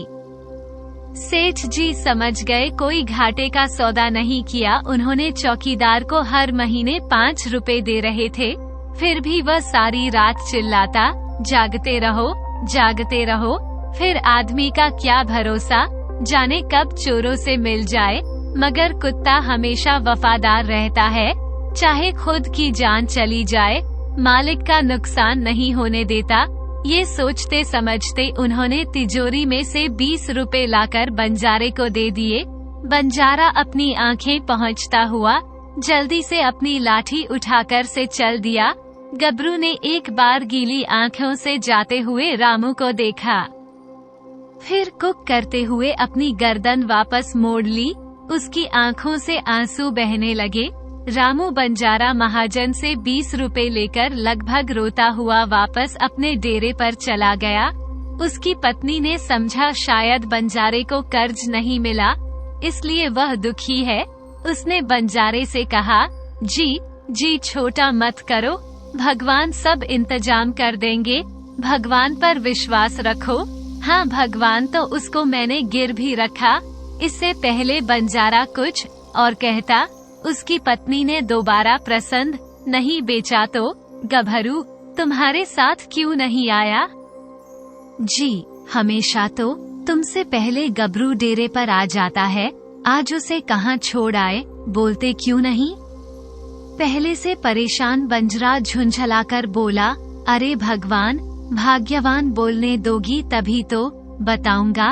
अब ठंडे दिमाग से सुन, मैं लाला के पास कर्ज लेने गया था, उसने कुछ गिरवी रखने की बात कही, मेरे पास तो भी रखने के लिए कुछ था ही नहीं, परंतु तभी तेरे गबरू को लाला की गली के कुत्तों ने घेर लिया, मगर तेरे शेर ने अकेले ही उन कुत्तों को उन्हीं की गली के बाहर कर दिया। गबरू की बहादुरी देखकर लाला जी ने उसे खरीदना चाहा, मगर मैंने ये कहकर उसे बेचने से मना कर दिया। गबरू तो हमारा बेटा है और अपने बेटे को कोई बेचता है क्या? जब मैं लाला की दुकान से उठकर चलने लगा तो गबरू को चलने के लिए बुलाया तो उसने मेरे साथ आने से मना कर दिया। शायद उसे हमारी मजबूरी समझ आ गई थी, ऐसे में गबरू को वहाँ छोड़ना ही पड़ा, मगर मैंने उसे बेचा नहीं, उसे गिरवी रखकर 20 रुपए लाया हूँ। कमली के ब्याह के बाद दुगनी मेहनत करके लाला की रकम अदा करके तेरे बेटे को जल्दी से जल्दी छुड़वा लाऊंगा, तू बिल्कुल फिक्र मत कर। बंजारे की पत्नी की आंखों में भी आंसू झरने लगे। वह एक लंबी सांस लेकर बोली, लाला के कर्ज को कोई चुका पाया है आज तक? खैर चलो हम कमली के विवाह की तैयारी करें, मगर पहले खाना खा लो, सुबह से तुमने कुछ नहीं खाया। बंजारे ने गीली आंखों से कहा, नहीं भगवान, अभी रहने दो, गबरू से बिछड़ने का घाव अभी ताजा है, अभी मैं कुछ नहीं खा पाऊंगा। वह उठकर कमली के विवाह की तैयारी में लग गया। 2 दिन बाद ही तो बारात की तैयारी थी। कमली का विवाह अच्छे से हो गया, उसे परिवार भी अच्छा मिला और वह अपनी गृहस्थी में खुश थी। उधर रामू बंजारे और उसके परिवार ने दुगनी मेहनत करनी शुरू कर दी। लाला को लगाने के लिए कुछ रुपए इकट्ठे ही हुए थे कि बंजारे का बापू बीमार हो गया और उसकी बीमारी में कुछ खर्चा करना पड़ा और बापू फिर भी नहीं बचा। बाकी उसके अंतिम संस्कार आदि में खर्च हो गए। देखते देखते 6 महीने का समय गुजर गया। शुरू में तो लाला ने गबरू के खान पान पर बहुत ध्यान रखा, मगर जब चोरों का हल्ला कुछ कम हो गया तो उसे गबरू की खुराक कुछ भारी सी पड़ने लगी।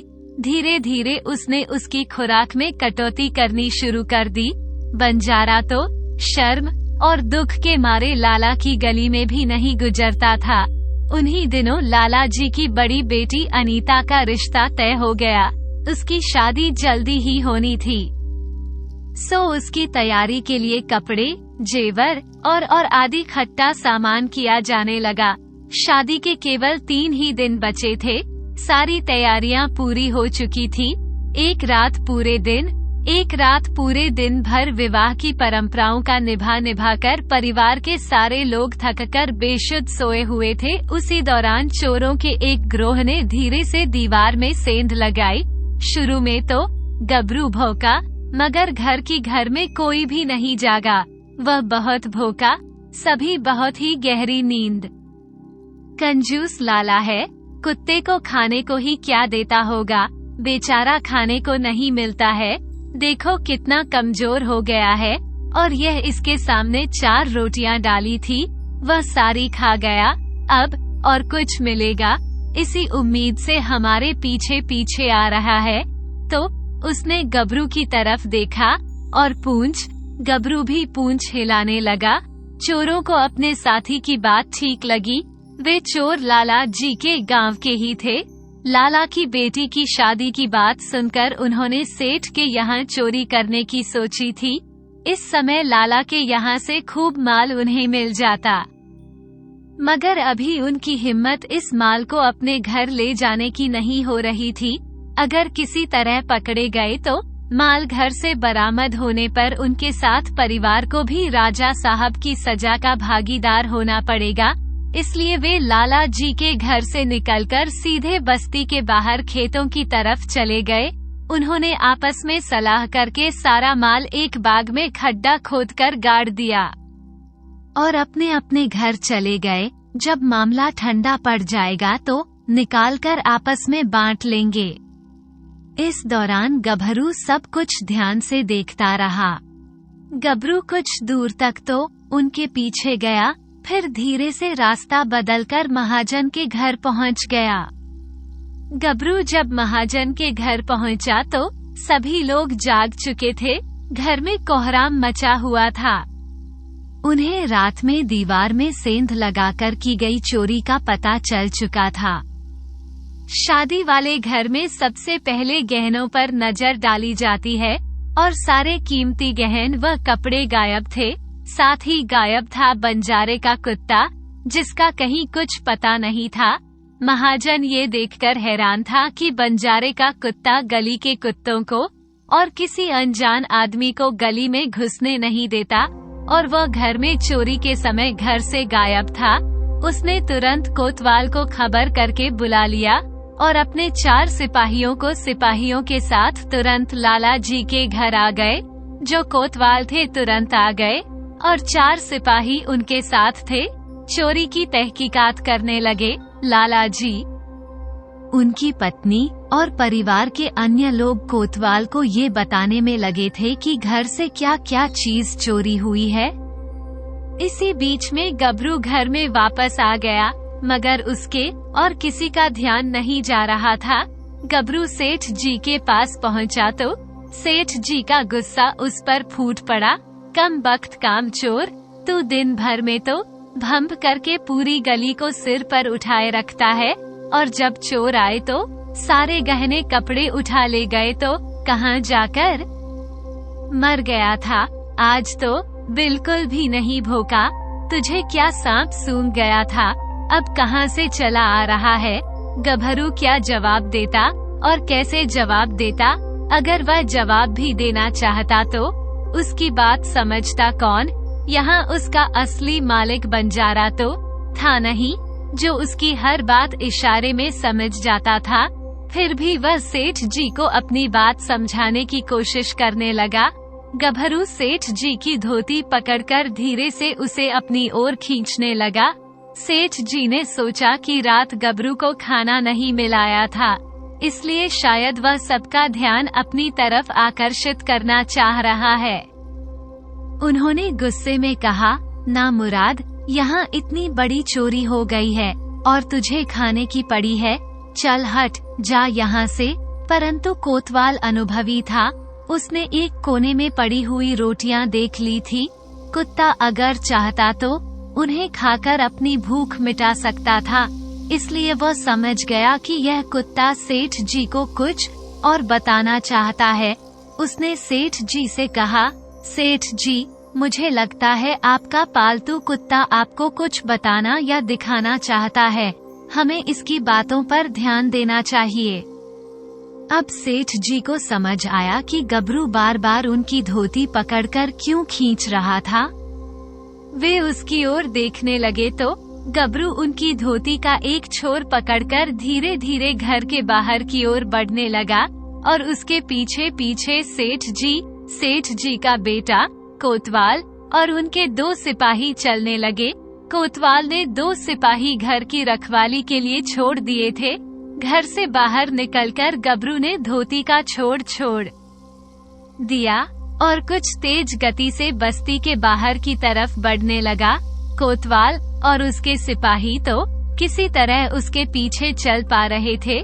सेठ जी का लड़का भी उन्हीं के साथ था, मगर सेठ जी का शरीर भारी होने के कारण उनके साथ चलने में बड़ी परेशानी हो रही थी, मगर फिर भी वह पीछे पीछे लपके जा रहे थे। बस्ती के पीछे छोड़कर गभरू खेतों की बढ़ बढ़ने लगा। कई खेत पार करने के बाद एक खेत के कोने में जाकर वह अपने पंजों से मिट्टी खोदने लगा। कोतवाल ने अपने सिपाहियों को इशारा किया तो वे अपनी बंदूकों के आगे लगी संगीनों से धरती खोदने लगे। ताजी खोदी हुई धरती को खोदने में समय ही कितना लगना था। इतना ही नहीं, कुत्ते की समझदारी के लिए उसे कुछ नाम भी भेज देंगे। महाजन ने अपने नौकरों को गबरू के खान पान का विशेष ध्यान रखने की हिदायत दी और खुद अपने परिवार तथा रिश्तेदारों के साथ अपनी बेटी की शादी के प्रबंध में लग गए। महाजन की बेटी की शादी सुख पूर्वक हो गई। वह अपने मायके बालों के विदाई में रोता छोड़कर अपनी ससुराल चली गई। धीरे धीरे सेठ जी के सब मेहमान विदा हो गए। अब तक देने की बात लिखी। ये चिट्ठी 20 रुपए एक कपड़े में बांधकर सेठ जी ने गबरू के गले में बांध दिए और गबरू को ढेर सारा प्यार करके उसे अपने मालिक बंजारे के पास जाने के लिए कह दिया।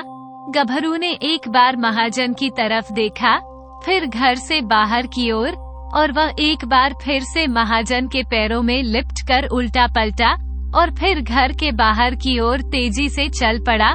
बंजारे ने कर्ज लेने के बाद कुछ समय तक तो महाजन की बस्ती के पास डेरा डाल रखा था, मगर जब उसकी सारी बचत उसके बाप की बीमारी में लग गई तो और कर्ज चुका ना पाने के कारण शर्म के मारे उसने अपना डेरा बस्ती से थोड़ा दूर हटकर लगा लिया और महाजन की बस्ती की बजाय अपना सामान अधिकता दूसरी बस्तियों में बेचने लगा। गभरू महाजन के घर से निकलकर सीधा बंजारे के डेरे की पुरानी जगह पर गया, परंतु वहां बंजारे का डेरा ना देखकर वह कुछ देर तक वहीं खड़ा रहा। फिर कुछ सोच समझकर उसने आसपास की जमीन सूंघनी शुरू कर दी। जैसे उसकी समझ में कुछ आया तो जमीन सूंघते हुए बंजारे के नए डेरे की ओर बढ़ने लगा। जब वह बंजारे के नए डेरे के पास पहुंचा तो शाम हो चुकी थी। बंजारा भी अपना सामान बेचकर बाजार से डेरे की तरफ लौट रहा था। गबरू की नजर बंजारे पर पड़ चुकी थी। मालिक से मिलने की खुशी में गबरू के मुंह से अजीब सी आवाजें निकलने लगी। वह खुशी के मारे दूर से उछलने कूदने लगा और भौंकने लगा। जब बंजारे ने मजबूत लाठी का वार सह ना सका और एकदम सीधा गबरू के सिर पर बैठा था लगा था तो जिससे बेचारे गबरू को कुछ बताने का मौका ही नहीं मिला। वह हल्की सीकों की आवाज के साथ ढेर हो गया। गबरू के गिरने पर जब बंजारे को उसके शरीर में कोई हरकत नहीं दिखाई दी तो वो दौड़कर उसके पास पहुंचा और अपने प्यारे गबरू को गोद में उठा लिया, मगर गबरू तो अब इस दुनिया को अलविदा कह चुका था। जब बंजारे ने गबरू को अपनी गोद में लिया तो उसे गबरू की गर्दन में कुछ बंधा हुआ सा महसूस हुआ। उसने उसे खोलकर देखा तो उसमें उसे खत और कुछ रुपए नजर आई। बंजारा ज्यादा तो पढ़ना लिखना नहीं जानता था, पर सामान्य से उसे थोड़ा बहुत पढ़ना लिखना सीख गया था। उसने टूटी फूटी भाषा में गबरू का कारनामा पढ़ा और महाजन द्वारा बंजारे को कर्ज मुक्त करने की बात पड़ी तो वह खुद को रोक नहीं सका और फूट फूट कर रोने लगा। बंजारे के परिवार ने भी जब दूर से बंजारे के रोने की आवाज सुनी तो दौड़कर वहां आए और जहां गबरू मरा पड़ा था, अब तो पूरा परिवार ही गबरू से लिपट लिपट कर रोने लगा। परंतु अब हो ही क्या सकता था। सबने मिलकर बड़ी मुश्किल से बंजारे को गबरू से अलग किया। बंजारे ने अपने बेटे की तरह गबरू का अंतिम संस्कार किया और उसकी राख को लेकर वहीं गबरू की एक समाधि बनाकर उसमें उस राग को रखकर और रोजाना उसके आगे घुटने मोड़कर हाथ जोड़कर सिर झुकाने लगा। उस समय अपने आप ही बंजारे की आंखों से आंसू टपक पड़ते थे। उसके बाद वह बंजारा भी जल्दी भगवान को प्यारा हो गया। गबरू की समाधि के पास में रहता था, सो तुमने देख लिया अपने पालतू वफादार और निर्दोष कुत्ते को मारकर बंजारा कैसे रोया और बाद में कितना पछताया था। इसी तरह तुम भी मुझे निर्दोष और गरीब को मारकर इसी तरह रोओगी और पछताओगी, मगर कभी चैन से नहीं जी सक पाओगी। आगे तुम्हारी मर्जी। अब मैं कुछ नहीं कहूँगा। अब तक कोचवान के घर में बर्तन खड़कने की आवाज आ चुकी थी और अब तो कोचवान और उसकी घरवाली भी आपस में बातें करने की हल्की फुल्की आवाजें भी आने लगी थी। इसलिए सुरेखा भी अपने उद्देश्य में असफल होने के कारण नंदन के और गुस्से से देखती हुई नीचे उतर आई। सुरेखा इतने गुस्से में नीचे उतरी थी कि आते ही उसने अपनी माँ और बहनों पर चिल्लाना शुरू कर दिया। बड़ी मुश्किल से उसे चुप कराकर उसकी माँ उसे कमरे में लेकर गई और वहाँ सुरेखा ने साफ कह दिया कि यह लड़का बहुत चालाक है और बातों से काबू में आने वाला नहीं है। अब तो उसकी दौलत हथियाने के लिए उसे मारना ही पड़ेगा और उसके लिए अब देर करना ठीक नहीं।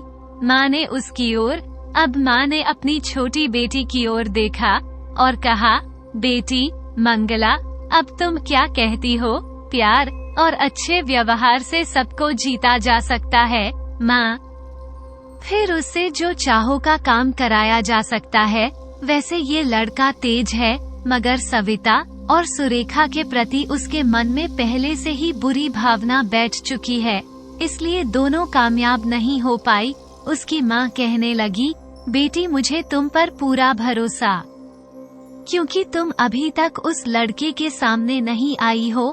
तुम्हारी सुंदरता और कोमलता देखकर वो अपने आप पर काबू नहीं रख सकेगा, इसलिए अपना ध्यान रखना और किसी तरह उसकी दौलत अपने कब्जे में कर लेना।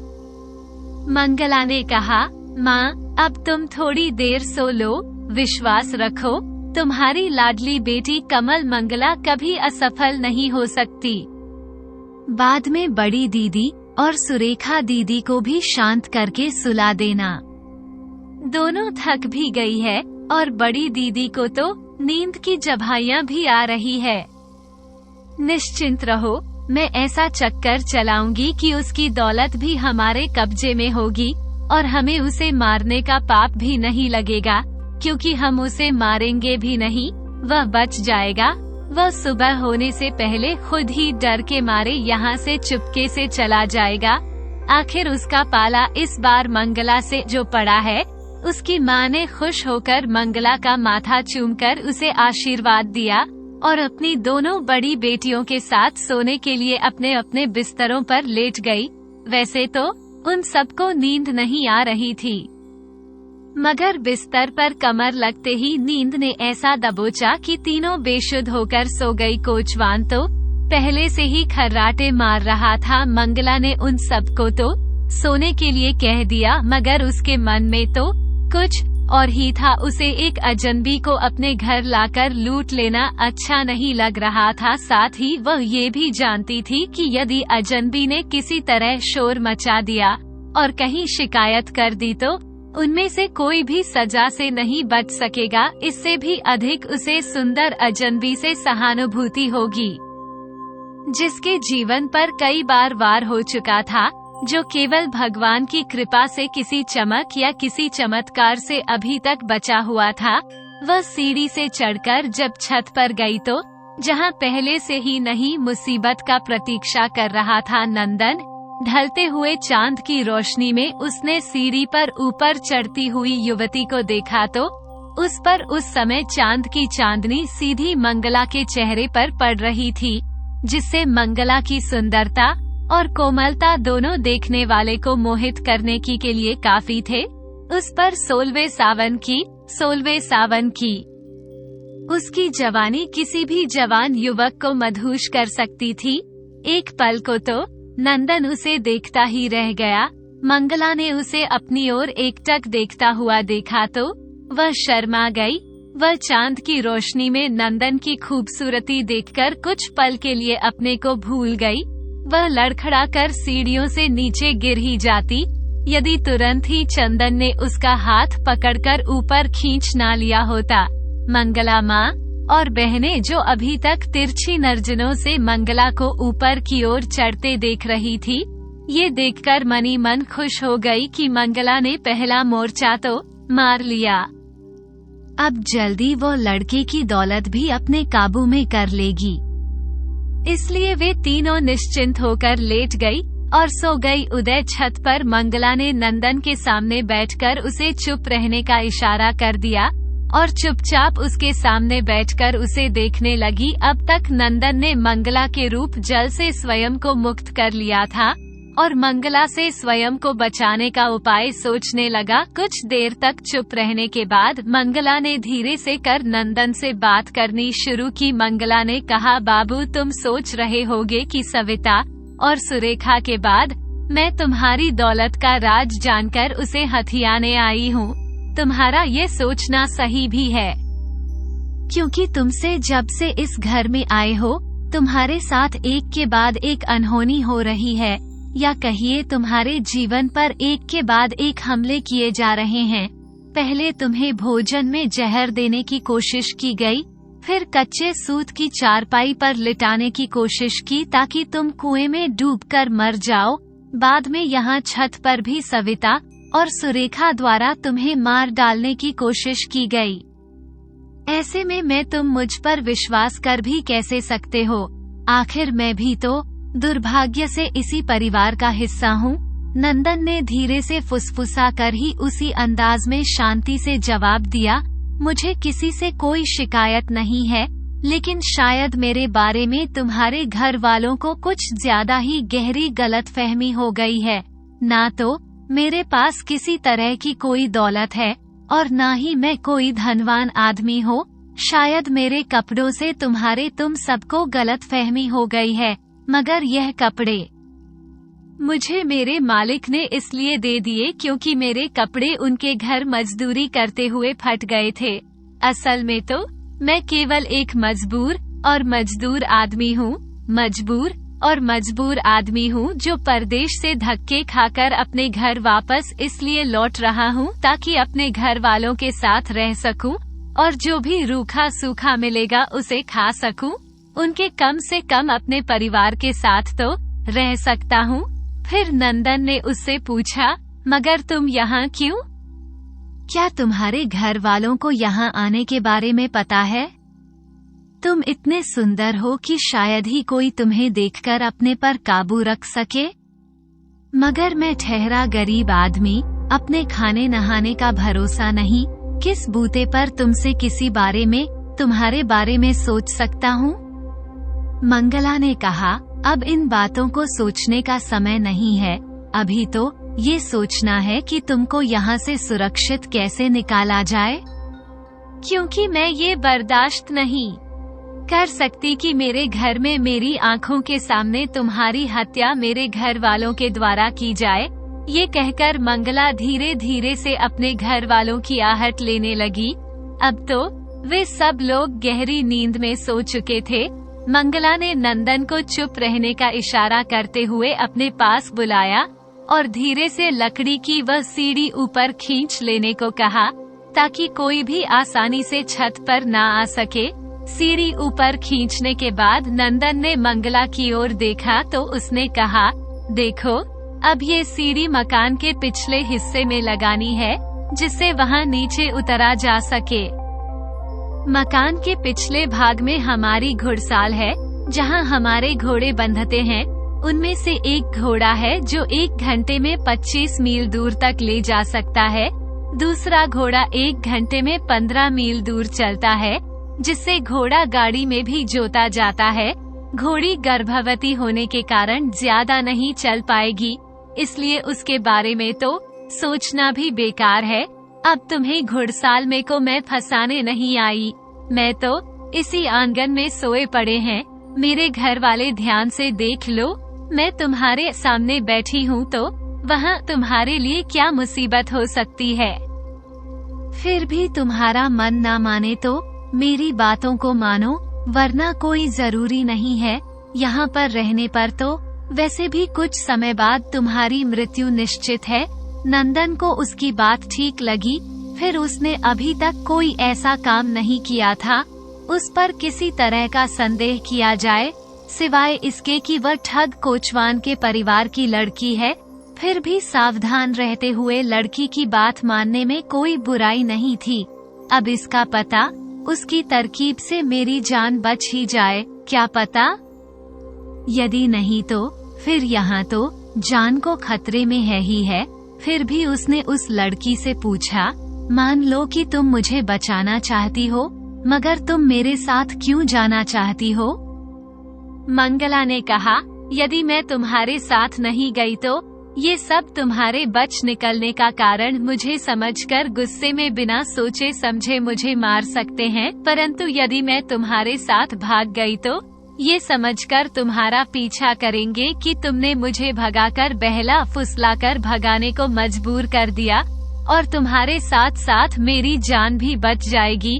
वैसे भी मैं अपने परिवार के ऐसे व्यवहार के कारण मुझे अपने परिवार वालों से नफरत सी हो गई है। यदि उन्होंने हमारा पीछा करके हमें पकड़ने की कोशिश की तो तुम्हारे पीछे बैठे होने के कारण वे तुम पर किसी तीर, तलवार या खंजर का वार नहीं कर पाएंगे, क्योंकि उनका कोई भी हथियार पहले मुझे ही लगेगा और बापू मुझे सबसे ज्यादा प्यार करने के कारण अपनी आंखों के सामने मुझे मरता नहीं देख पाएंगे। इसलिए मेरा तुम्हारे साथ जाना जरूरी है। नंदन को मंगला की बात तो ठीक ही लगी, फिर भी उसने सावधान रहना ही उचित समझा। सीढ़ी को मकान के पिछवाड़े लगाते समय उसने सीढ़ी को कई जगह ठोककर जांच लिया कि मकान के पिछवाड़े में कोई खंदक या खड्डा तो नहीं है जिसमें गिराकर उसे मारने की कोशिश की जा सके। फिर ढलान ढलते चांद की रोशनी में उसने नंदन ने धीरे धीरे नीचे उतरा। सीढ़ी के सबसे निचले पायदान पर भी नंदन ने सावधानी से एक पांव से नीचे की जमीन को ठोक कर देख लिया। तसल्ली होने पर उसने दूसरा पांव जमीन पर रखा, मुड़कर अपने चारों ओर देखने की कोशिश की। जब उसे कोई खतरा नजर नहीं आया तो वह धीरे धीरे सावधानी से घुड़साल की ओर बढ़ा। दरवाजे पर ही उसे घोड़े की जीन पड़ी नजर आ गई। उसने उठकर उस धीरे से घुड़साल में घुसा और वहां बंधे घोड़े पर नजर डाली। गर्भवती घोड़ी तो अलग ही नजर आ रही थी, उसे अलग ही दूसरे घोड़ों से दूर बांधा गया था, परंतु दोनों घोड़ों में कोई अंतर नजर नहीं आ रहा था। घुड़साल ने नंदन के कदम रखते ही घोड़े चौंक कर हिनहिनाने लगे। ये देखकर नंदन को लगा कि कहीं उनकी हिनहिनाने की आवाज के कारण कोचवान और उसके घर के बाकी लोग जाग ना जाएं। उसने जल्दी से एक घोड़े को खोलकर उस पर जीन कसी और सवार होकर वह घोड़े को एड़ लगाकर आगे बढ़ना ही चाहता था कि मंगला भी उछलकर घोड़े की पीठ पर सवार हो गई। उस समय एक बार तो नंदन चौंक ही गया, क्योंकि उसने तो मंगला को इशारा भी नहीं किया था। फिर वह उसके पीछे घोड़े पर कौन आ गया, परंतु तुरंत उसे पता चल गया कि उसे पीछे घोड़े पर बैठने वाली कोई और नहीं मंगला ही है। उसने घोड़े को एड़ लगाई और धीरे धीरे कोचवान के मकान के पीछे से वह जो घोड़ा इतनी सावधानी से निकला कि कोचवान और उसके परिवार सोता ही रह गया। थोड़ी दूर जाने पर उन्होंने घोड़े को पूरी तेजी से दौड़ा दिया। उधर घोड़ों की हिनहिनाने और टापों की आवाज से जब कोचवान की पत्नी की में आवाज पड़ी तो वह एक बार की तो उसकी समझ में कुछ नहीं आया। उसने अलसाते हुए आंखें खोली। कम बकत घोड़े रात को भी नहीं सोने देते। मगर तभी उसे रात की सारी घटना याद आ गई। उसने छत से लगी सीढ़ी की ओर देखा, जिस पर चढ़कर मंगला छत पर उस अजनबी लड़के की दौलत करा जो गलवाने गई थी। जब उसने वहां से सीढ़ी को गायब देखा तो उसे मंगला की चिंता होने लगी। उसने अपनी कमसन बेटी को सजनबी जवान आदमी के पास भेज दिया था। पता नहीं उसने मंगला के साथ कैसा व्यवहार किया होगा। सीढ़ी अपनी जगह पर नहीं होना भी किसी अनहोनी का सूचक लग रहा था। उसने अपने बिस्तर से उठकर छत पर झांकने की कोशिश की, मगर वह इतनी लंबी थोड़ी ही थी कि बिना किसी सहारे के कुछ देख पाती। फिर उसने धीरे धीरे से छत के किसी आवाज की आहट लेनी चाही, मगर वहां तो बिल्कुल सन्नाटा था। किसी भी तरह की कोई भी आवाज नहीं आ रही थी। कहीं उस लड़के ने गुस्से में आकर मेरी मंगला को मार तो नहीं डाला। उसका दिल किसी अनहोनी के डर के कारण जोर जोर से धड़कने लगा। वह धीरे से अपनी खाट सरकाकर छत के पास लगकर लगाकर ऊपर जो देखने की कोशिश करने लगी तो उसके हाथों के तोते उड़ गए। छत तो खाली पड़ी थी, वहाँ पर ना तो मंगला थी ना वह अजनबी लड़का। उसकी तो जोरों से चीख ही निकल गई। घरवाली की चीख सुनकर कोचवान जागा और साथ में उसकी दोनों बेटियां भी। वे सब उससे पूछने लगे क्या हुआ। घरवाली ने धीरे से कहा, गजब हो गया, वो अजनबी लड़का हम अपने सारे सामान के साथ गायब है। हमारी मंगला भी क्या? क्यों? कहाँ गए दोनों? वो लड़का छत पर ही तो लेटा था और मंगला वो कहाँ गई? अभी यहीं तो सो रही थी। कोचवान बोल उठा, धीरे बोलो जी, असल में मंगला उसके पास छत पर गई थी। ऐसा लगता है वो हमारी मंगला को बहलाकर भगा ले गया। अब पता नहीं बेटी का क्या होगा। कोचवान की घरवाली के आखिरी शब्द शायद उनके पड़ोसियों ने भी सुन लिए थे, जो कोचवान की घरवाली की चीख सुनकर उनके घर की किसी अनहोनी की आशंका से उठाए थे। कोचवान ने दरवाजा पीट पीट कर खोलने को कह रहे थे। अब कोचवान का ध्यान अपने घर के दरवाजे पर गया। दरवाजा तो अंदर से बंद था। फिर दोनों भागे तो भागे कैसे? उसे उठकर दरवाजा खोलना पड़ा। अंदर आते ही पड़ोसी ने पूछने लगे, अरे क्या हुआ भाई, ये चीख चीख की आवाज कैसी थी? और ये मंगला का क्या चक्कर है भाई, मंगला कहाँ गई? कोचवान ने तुरंत अपनी बात बदल दी, क्या बताऊं भाई, भलाई का तो जमाना ही नहीं है। एक लड़का कल भरतपुर से मेरी घोड़ा गाड़ी में डीग तक आया था। उसे आगे अलवर जाना था। बेचारा बहुत गरीब था। जराए में ठहरने को पैसे नहीं थे, सो मैंने सोचा रात भर की बात है, मेरे घर ठहर जाएगा, सुबह उठकर अपनी राह लगेगा। रात को उसे खाना भी खिलाया, मगर मुझे क्या पता था कि वह जिस थाली में खाएगा उसी में छेद करेगा। रात को उसे छत पर सबसे अलग भी सुलाया, मगर अभी उठकर देखा तो वह लड़का भी गायब है और हमारी छोटी बेटी भी। पता नहीं मंगला को कैसे बहका ले गया।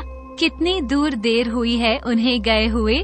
पड़ोसी ने पूछा तो कोतवाल, कोचवान की घरवाली, ने बताया कि अभी कुछ देर पहले ही घोड़ों के हिनहिनाने की आवाज से मेरी आंखें खुली है। लगता है दोनों घोड़े पर बैठकर भाग गए। और वह विलाप करने लगी, हाय मेरी मंगला का क्या होगा, मेरी बच्ची का क्या होगा, कैसे बचाएंगे हम अपनी लड़की को? कोचवान की घरवाली ने रोड़ना पीटना शुरू कर दिया। कोचवान ने सबके सामने उसे जोर से डांटा कि भगवान शोर मत मचा, कुछ सोचने दे, क्या करें कैसे करें। वह बात खुल जाने से भी अपनी पत्नी से नाराज था। अभी कुछ देर पहले ही तो वे ज्यादा दूर तक तो नहीं गए होंगे। एक पड़ोसी ने कहा, चलो जल्दी से उनका पीछा करते हैं। जल्दी जल्दी करते भी। तब जब तक कोचवान और उसके पड़ोसियों ने अपने अपने घोड़े खोले, उन पर जीन कसी, सवार होकर लगाम थामी, तब तक उनमें 1-1.5 घंटे का अंतर पड़ गया। कोचवान सहित 4 आदमी घोड़ों पर उनका पीछा करने लगे। उनके पास बड़े खतरनाक खंजर भी थे, ताकि किसी झगड़े खतरे के समय इस्तेमाल किए जा सके। नंदन और मंगला एक घोड़े पर बैठे बैठे सरपट भागे जा रहे थे। घोड़े की टाप भरते समय उन दोनों के शरीर आपस में टकरा रहे थे। नंदन को बड़ा अजीब सा लग रहा था। बड़ा इससे पहले कभी वह किसी नारी शरीर के इतने करीब नहीं आया था। कोई और समय होता तो उन दोनों के बीच कुछ हो सकता था, परंतु इस समय तो जान के लाले पड़े हुए थे। उसके बाद कुछ और सोचने का समय तो उनके पास था ही नहीं। किसी तरह इस खतरे से बचे तो मंगला से छुटकारा का भी कोई न कोई उपाय मिल ही जाएगा। मंगला भी नंदन के पीछे घोड़े पर बैठी हुई अजीब सा आनंद महसूस कर रही थी। उसका अलावा भी आज तक किसी पुरुष से इतने करीब से उसका मतलब नहीं बैठी थी। उसका भी पहला मौका था। वह सोच रही थी, काश इसी तरह घोड़े पर चलते रहे और उनका सफर कभी खत्म ना होता। काश उसके जीवन में कोई खतरा ना होता और उनका संपर्क नंदन से किसी अच्छी घटना के कारण हुआ होता। नंदन उसका जीवन साथी होता। मगर जो हम सोच चाहते हैं वैसा सब थोड़े ही ना होता है। उस समय नंदन के जीवन की रक्षा सबसे महत्वपूर्ण थी। काफी देर घोड़े पर भागते भागते जब पंप फटने लगी और थोड़ा सा उजाला हुआ तो मंगला की नजर घोड़े के कानों पर पड़ी। उसके पीछे की तरफ मुड़े हुए कान देखकर मंगला को एहसास हुआ कि जल्दबाजी में नंदन जिस घोड़े को ले आया वह तो घोड़ा गाड़ी में जोता जाने वाला घोड़ा था और उसकी चाल दूसरे घोड़े से बहुत कम थी। इसका मतलब ये है कि यदि उसके घर वालों ने उसके भागने का पता लग गया होगा तो वे दूसरे घोड़े पर उसका पीछा कर रहे होंगे, तो जल्दी वे उन्हें पकड़ लेंगे। उसके बाद पता नहीं वे नंदन के साथ कैसा सलूक करेंगे। शायद उसे वे मार ही डालेंगे। मंगला के साथ भी ना जाने क्या व्यवहार होगा। उसने नंदन से कहा, बाबू जल्दी में तुम गलत घोड़े को ले आए। ये तो घोड़ा गाड़ी में जुतने वाला घोड़ा है और इसकी चाल ज्यादा नहीं है। दूसरे घोड़े की चाल इससे बहुत ज्यादा है। अगर मेरे बापू हमारा पीछा कर रहे होंगे तो वे जल्दी हमारे पास पहुंच जाएंगे, फिर हम दोनों की खैर नहीं। नंदन ने कहा, देवी जल्दी और अंधेरे में मेरी समझ में कुछ नहीं आया। जो घोड़ा मेरे हाथ लगा मैं उसी को लेकर भाग पड़ा। अब तुम ही बताओ आगे क्या किया जाए। मंगला ने कहा, बाबू रास्ता तो है, मगर पहले तुम बताओ, क्या तुम मुझे पसंद करते हो? अपनी पत्नी बनाकर अपने घर ले जा सकते हो। पत्नी बनाकर मुझे खुशी मिलती, लेकिन नंदन ने कहा कि मैं पत्नी बनाकर तो तुम्हें ले जाता और मुझे बहुत खुशी भी मिलती, मगर मेरी सगाई मेरे माता पिता ने बचपन में तय कर दी थी और मैं अपनी स्वर्गवासी माता पिता के वचनों को झूठा साबित नहीं कर सकता। ये बहुत बड़ा पाप होगा। ऐसा पाप करने के बजाय मुझे मर जाना मंजूर होगा। वैसे भी अक्सर गरीबी के कारण भूखा प्यासा तो रहना पड़ ही रहा है। अब तुम्हारी मर्जी, मेरी जान बचाओ या मुझे मरने के लिए छोड़ दो। मंगला की आंखें गीली हो गई, मगर उसने नंदन को इसका एहसास नहीं होने दिया। उसने कहा, बाबू अच्छा लगा कि तुमने मुझे सब साफ साफ कह दिया।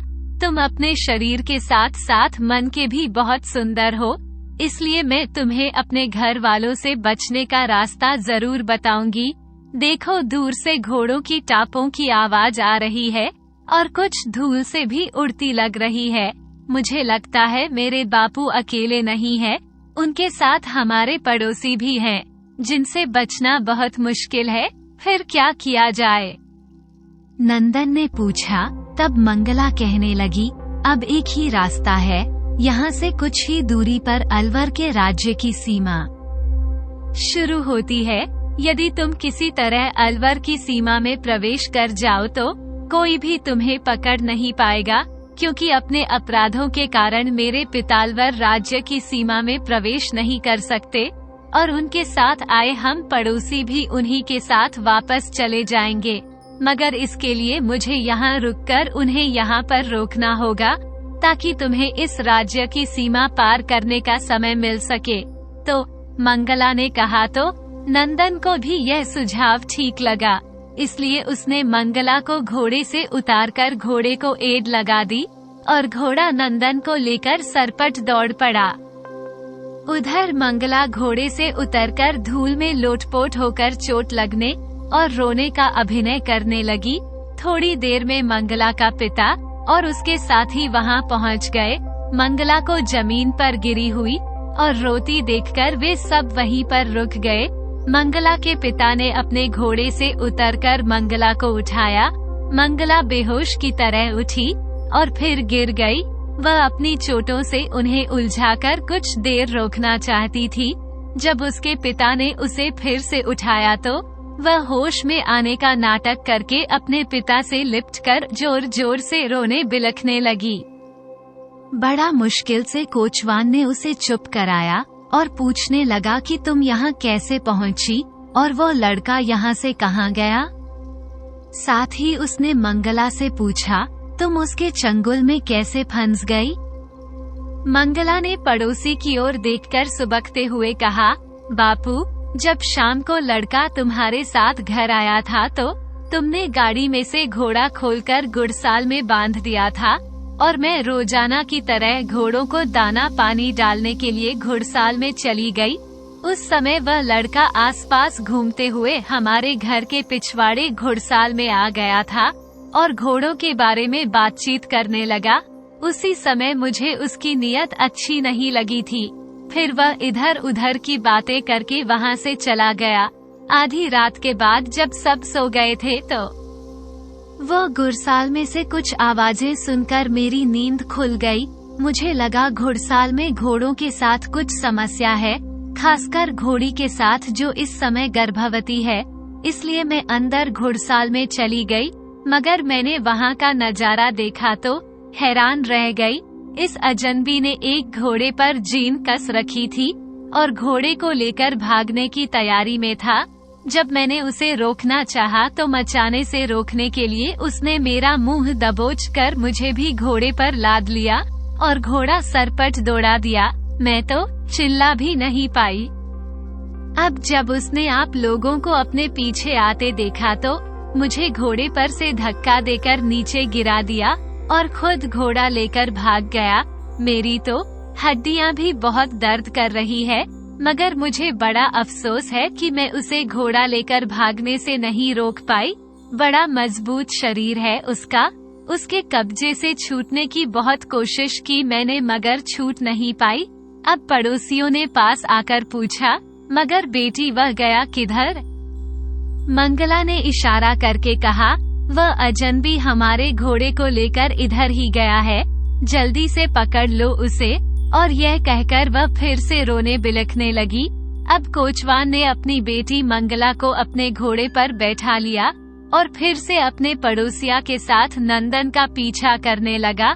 नंदन अपने घोड़ों को सरपट भगाए जा रहा था और धीरे धीरे वह उनकी पकड़ से बाहर निकलता जा रहा था। अब तो अलवर की सीमा भी उसे सामने दिखाई देने लगी थी और कोचवान को लगने लगा कि वे सब मिलकर भी उस लड़के को पकड़ नहीं पाएंगे और वह अलवर की सीमा में घुस जाएगा, जहां कोचवान और उसके साथी चाह कर भी नहीं जा सकते। तभी कोचवान को एक तरकीब सूझी। कोचवान ने एक विशेष आवाज निकाली जिसे उसका घोड़ा पहचानता था। पहली बार में घोड़े पर कोई असर नहीं हुआ क्योंकि उसकी आवाज सही से नहीं पहुंच पाई, लेकिन दूसरी बार में वह ठिठक कर रुक गया और अपने मालिक की ओर देखने लगा। नंदन तुरंत समझ गया कि अब ये घोड़ा उसके साथ आगे नहीं जाएगा, इसलिए घोड़े से उतरकर जो पैदली भागने लगा। घोड़ा वहीं खड़ा रह गया। कोचवान ने अपने घोड़ा गाड़ी वाले घोड़े के पास पहुंचा तो गाड़ी वाला घोड़ा उसने मंगला को पकड़ा दिया और फिर से अपने साथियों के साथ नंदन का पीछा करने लगा।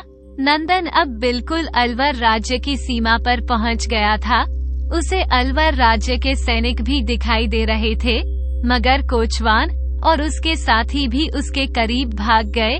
मंगला ने भी ये देखकर चैन की सांस ली कि अलवर राज्य के सैनिकों ने नंदन को अलवर की सीमा में कूदते हुए देखा है और उसके पीछे कोचवान और उसके साथियों द्वारा उसकी हत्या की कोशिश को भी देखा है। तो उन्होंने अपने हथियार निकालकर वे सतर्क हो गए। ये देखकर कोचवान और उसके साथी डरकर वापस भाग गए। अब उन सैनिकों ने नंदन से पूछा, क्यों नौजवान, क्या करके आए हो? ये लोग तुम्हारी जान लेने पर क्यों तुले हुए हैं? नंदन ने अपना सारी कहानी उन सैनिकों से कह सुनाई और जीवन रक्षा के लिए उनका धन्यवाद दिया।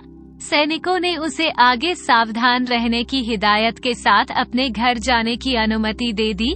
नंदन की बाकी यात्रा में कोई विघ्न नहीं आया। वह सकुशल अलवर पहुंच गया, जहां से वह सीधे पहले अपने घर नहीं गया, बल्कि सबसे पहले नगर के बाहर उसी मंदिर में गया, जहां एक फकीर से उसे 1 रुपए की एक शिक्षा मिली थी। जो फकीर ने 1 रुपए में एक शिक्षा बेची थी। अब तो मंदिर बहुत भव्य बन गया था, सुंदर भी था। उसने मंदिर में दर्शन किए और पुजारी से उस फकीर के बारे में पूछने लगा।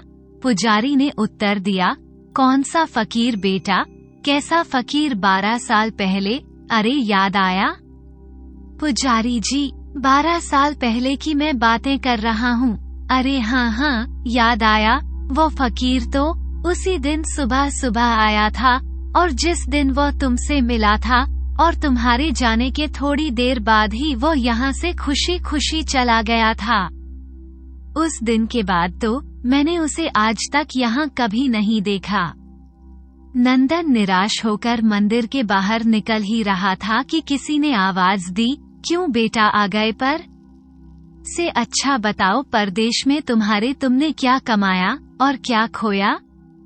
उसने पलटकर देखा तो वही फकीर उनके सामने खड़ा था। नंदन ने तुरंत ही झुककर उस फकीर के पैर छू लिए। फकीर हंस पड़ा। उसने पूछा, मेरी शिक्षाएं याद है तुझे या इन 12 सालों में सब भूल गया? तब नंदन कहने लगा, बाबा, सब कुछ याद है गुरुजी, और आपकी शिक्षाएं भी मुझे याद है। इस समय आपके सामने अगर मैं जीवित खड़ा हूँ तो मुझे आपकी शिक्षाओं ने ही जीवित रखा है। नंदन ने फकीर से कहा तो फकीर बाबा हंस पड़े। चल सुना, क्या क्या याद है तुझे? नंदन ने सुनाना शुरू किया। पहली शिक्षा, कोई भी यात्रा अकेले नहीं करनी चाहिए। आदमी नहीं तो कोई जानवर ही साथ में ले लो, लेकिन साथ ही अवश्य होना चाहिए। इस शिक्षा ने जाते समय मेरी जान बरगद के नीचे अजगर और कौवे से बचाई थी। दूसरी शिक्षा, अनजान जगह पर खाना खाते समय खुद खाने से पहले किसी पशु पक्षी को भोजन खिला कर रही तभी भोजन करना चाहिए। इस शिक्षा ने मेरा जीवन ठग कोचवान के घर में जहरीले भोजन से बचाया। इस शिक्षा से मैं जो तीसरी शिक्षा थी, ठग कोचवान के घर पर कच्चे सूत की चारपाई पर लेटकर कुएं में गिरने से बचा, जो आपने कहा था कि सोने से पहले अपने बिस्तर को झाड़ना। और इस शिक्षा से मुझे बहुत शिक्षा मिली और मेरी जान बच गई। मुसीबत के समय विवेक से काम लेना, मित्र अर्थात ठंडे दिमाग से सोच समझकर मुसीबत में निकलने का उपाय करना चाहिए। आपकी यह शिक्षा ने मुझे ठग कोचवान के घर से जान बचाकर निकलने कर भागने में बड़ी मदद की। फकीर ने हंसते हंसते कहा, एक मामूली फकीर की शिक्षा इतने दिनों तक याद रखी, कमाल है। लोग तो पीठ फेरते इंसान को भूल जाते हैं, किसी की बात को याद रखना तो बहुत दूर की बात है। तो बहुत ही नेक दिल और समझदार इंसान है। अच्छा चल, एक बात और सुन ले, याद रखना, जब आदमी कब होंगे मुझे? नंदन कहने लगा, बाबा, अब आपके दर्शन मुझे कब होंगे? उसने फकीर के चरण पकड़कर पूछा, अब मेरा काम पूरा हो गया और तू भी सियाना हो गया है, अब तुझे मेरी जरूरत नहीं है, और यह कहकर मैं तुझे कभी नहीं मिलूंगा। नेकी करते रहना, कभी खता नहीं खाएगा, तेरी नेकी ने ही तुझे बचाया है, मेरा तो बस बहाना था, भगवान तेरी रक्षा करेंगे। फकीर यह कहकर तेजी से पलटा और चलता चला गया। मंदिर का पुजारी ये देखता रहा। उसे बड़ा आश्चर्य हो रहा था कि जो फकीर पिछले 12 साल से एक बार भी मंदिर या नगर में दिखाई नहीं दिया, वह नंदन के प्रदेश जाते वक्त और आते वक्त नंदन के पास आने पर अचानक कहां से आ गया और अब कहां चला गया। उसे नंदन पुजारी ने नंदन को बुलाया और कहा, बेटा तुम बहुत भाग्यवान हो, ऐसा लगता है भगवान स्वयं ही फकीर का रूप लेकर तुम्हें शिक्षा देने आए थे। जाओ, तुम्हारा कल्याण हो। और उस पुजारी ने भी भगवान के सामने रखे फूल नंदन को प्रसाद के स्वरूप दे दिए। फकीर के जाने के बाद पुजारी से मिले फूल नंदन ने अपने माथे से लगाकर थैले में डाल लिए और सोचने लगा कि घर किस तरह जाया जाए।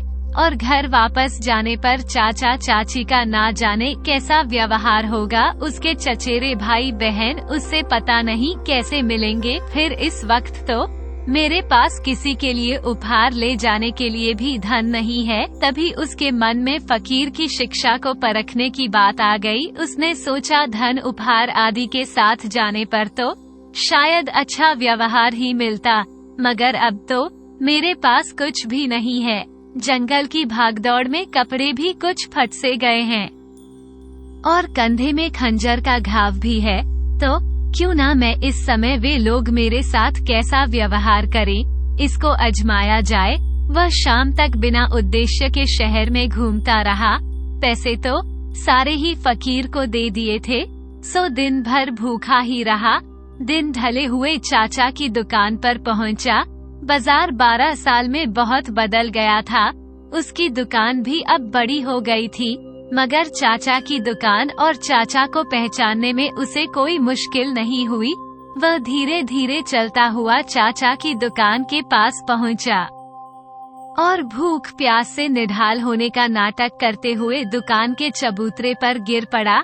नंदन के गिरने की आवाज सुनकर सेठ मोहनलाल दुकान से बाहर आए और नौकर को आवाज देकर पानी का लोटा मंगवाया।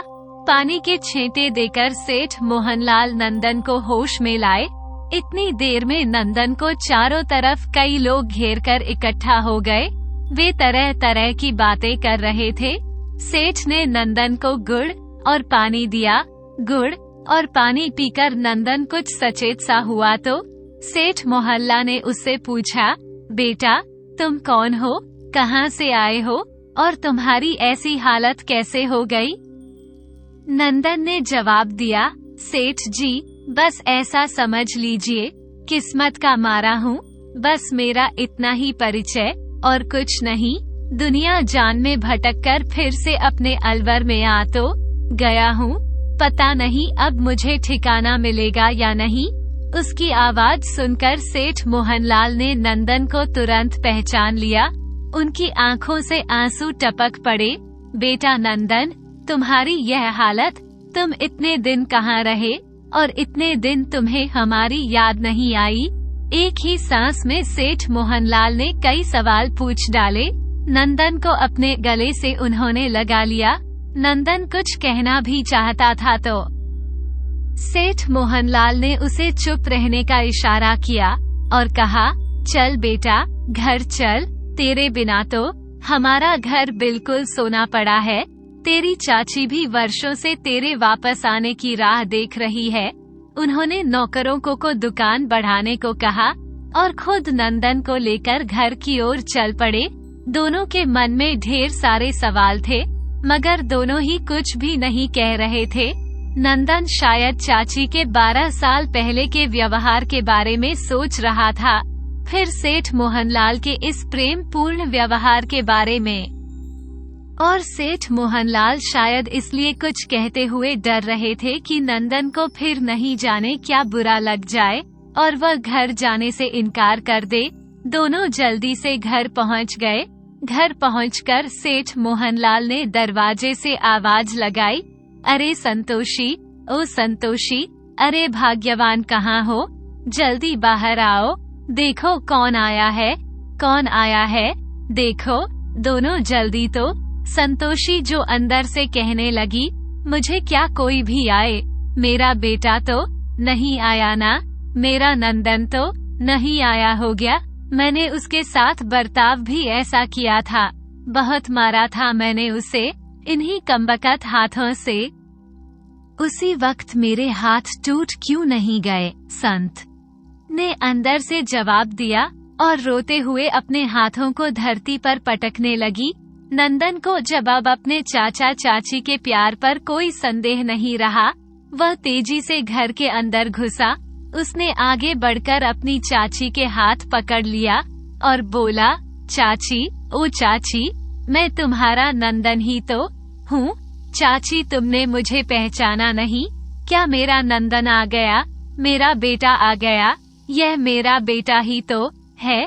मुझे माफ कर दे बेटा, मुझे माफ कर दे, मैंने तुझे बहुत मारा था बेटा, मुझे नंदन ने अपने पैर छुड़ाकर चाची को अपने गले लगा लिया। वह कहने लगा, चाची मुझे माफ कर दे, गलती मेरी ही थी, ऊपर से बचपना था कि मैं घर छोड़कर भाग गया। चाची ने कहा कि तूने मुझे माफ कर दिया, मैंने अपनी इस गलती के कारण बहुत दुख उठाया है। मैं तुम्हां से दूर जाकर कभी चैन से नहीं सो पाया। देखो दुनिया भर के धक्के खाकर फिर तुम्हारी गोद में वापस आकर मुझे चैन मिला है। नंदन ये सब कह ही रहा था कि उसने कुछ गीलापन महसूस किया। उसे जानकर बड़ा आश्चर्य हुआ कि चाची की छातियों से दूध से गीली हो गई। अब क्या भी उसकी चाची के वात्सल्य पर कोई संदेह हो सकता था? ऐसा तो केवल जन्म देने वाली माँ के साथ हो सकता है। तो क्या चाची सचमुच में उसे अपना बेटा ही मानने लगी है? अब तो नंदन की आंखों में भी आंसू बहने लगे। सेठ सोनलाल भी अब तक अपने आंसू रोके हुए थे, परंतु उन दोनों को देखकर उनकी आंखों का बांध टूट पड़ा और वो भी हिचक हिचक कर रोने लगे। अब समझ में नहीं आ रहा था कि वे क्या कहें, क्या करें। वे तीनों ना जाने कितनी देर तक रोते रहे। अगर दुकानदार दुकान बढ़ाकर लौटकर सोहन जो सेठ मोहनलाल था, उसके नौकर ने उन्हें आवाज ना लगाई होती, अपने आप को शांत करके सेठ मोहनलाल ने नौकर को अंदर बुलाकर उससे दुकान की चाबियां ले ली और उसका परिचय नंदन से कराया। चाची और नंदन भी संभल कर बैठ गए, मगर अभी भी चाची ने नंदन का हाथ नहीं छोड़ा था। वह उसे कह रही थी, बेटा क्या करूं? अब तो अपनी चाची को छोड़कर तो नहीं जाएगा, ध्यान रखना। अब की बार अगर तू मुझे छोड़कर गया तो अपनी चाची को जिंदा नहीं देख पाएगा। अभी तक तो मैं बस तुझसे माफी मांगने के लिए जिंदा थी। तू मुझे माफ कर दे बेटा, बस एक बार कह दे तूने मुझे माफ कर दिया, नहीं तो मुझे चैन नहीं मिलेगा। अच्छा चाची, मैंने तुम्हें माफ किया। बस नंदन ने हंस कर कहा, अब तुम भी मुझे माफ कर दो। अरे वाह, चाची को बना रहा है। अच्छा चल, मैंने तुझे माफ किया, बता क्या बनाऊं, क्या खाएगा? बहुत दिनों से मैंने खाना नहीं बनाया, पता नहीं कैसा बनेगा। चाची ने भी हंस कर कहा। तो नंदन ने कहा, चाची तू अपने हाथ से जो भी मुझे बनाएगी, खिलाएगी, बनाकर वही मेरे लिए अमृत होगा। मगर बनाओ, जल्दी बनाना, मुझे बहुत जोरों की भूख लगी है। आखिर मैंने बरसों से घर का कुछ भी नहीं खाया। दोनों के मन का मैल, गिला सिकवा सब उनके आंसुओं के साथ बह गया और उनका हृदय निर्मल हो गया था। चाची चंदन के लिए खाना बनाने रसोई में गई थी। अब तो चाची को किसी भी बात का ऐसा नहीं लग रहा था कि उन्हें किसी प्रकार की कोई समस्या हो। वह तो बहुत खुश थी। उसने आज रात को नंदन के लिए उसकी मनपसंद बाजरे की रोटी और चने की गाढ़ी दाल बनाने का फैसला किया। इधर सेठ मोहनलाल भी चकित थे कि नंदन के आते ही संतोषी में ना जाने कहां से एकदम ढेर सारी ऊर्जा आ गई। खाना बनाने वाली सेविका कमला अभी रसोई में ही थी और वह भी इस सारे घटनाक्रम को आश्चर्य से देख रही थी। मालकिन की फुर्ती और रसोई बनाने की कोशिश तो पहली बार देख रही थी, जो कमला को बुलाकर संतोषी का ध्यान रखने के लिए कह दिया था, क्योंकि उन्होंने एक नौकरानी रख ली थी और उसका तो दिमागी का संतुलन ही खराब हो गया था और आज वो अचानक से ठीक हो गई। ये देखकर सब हैरान थे। काफी समय से संतोषी ना ठीक से खा रही थी, ना ही उसकी तबीयत ठीक थी। इधर सेठ जी को समझ नहीं आ रहा था कि वह बात शुरू करें तो कैसे। उसके मन में तो हजारों सवाल उमड़ गुमड़ रहे थे। नंदन ने यहाँ से कहा, कहाँ गया था और उसने क्या किया, फिर वापस आने की कैसे सूझी और ना जाने क्या किया। इधर नंदन की निगाहें भी घर में चारों तरफ इधर उधर देख रही थी। ना जाने वह क्या देखना चाह रहा था। सेठ मोहनलाल ने उसे चारों तरफ देखते पाकर पूछ लिया, बेटा क्या बात है, चारों तरफ क्या देख रहे हो? नंदन कहने लगा, कुछ नहीं चाचा जी, मैं तो अपने भाई बहनों को ढूंढ रहा हूँ, कोई नजर नहीं आ रहा, कहीं गए हुए हैं क्या? नंदन ने अपने चाचा से कहा। कैसे भाई बहन बेटा, तेरे जाने के तुम्हारे जाने तक तो संतोषी को कोई संतान हुई नहीं थी। बाद में बहुत वैद्यों को दिखाने पर सबने हाथ खड़े कर दिए, संतोषी को संतान नहीं हो सकती। उसके बाद तो वह पागल सी हो गई, दिन रात बस तुम्हें याद करके रोया करती थी। कुछ रिश्तेदार और जानकारों ने किसी बच्चे को गोद लेने की सलाह भी दी, मगर संतोषी ने मना कर दिया। उसने कह दिया कि या तो मेरा बेटा नंदन मेरी गोद में वापस आएगा या कोई नहीं। कहते कहते चाची की आंखों से भी आंसू टपकने लगे। नंदन ने चाचा जी को गले लगा लिया। चाचा जी, अब अपने आंसू पहुंच दीजिए, आप क्यों रोते हैं? मैं तो वापस आ गया ना, अब चाची जी भी ठीक हो जाएंगे।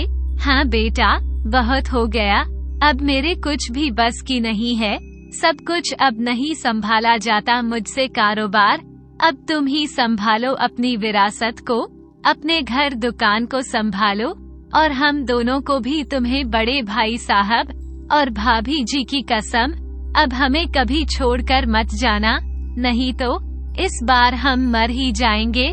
चाचा जी तो सचमुच ही रोने लगे थे। नंदन कुछ कहता, इससे पहले चाची रसोई से बाहर आकर कहने लगी, आप क्यों रोते हो जी? हमारा बेटा नंदन कहीं नहीं जाएगा, हमारे साथ ही रहेगा हमेशा। क्यों बेटा नंदन? नंदन तो उनके प्रेम पूर्ण व्यवहार से अभिभूत हो चुका था। उसने चाची की बात की हामी भर दी।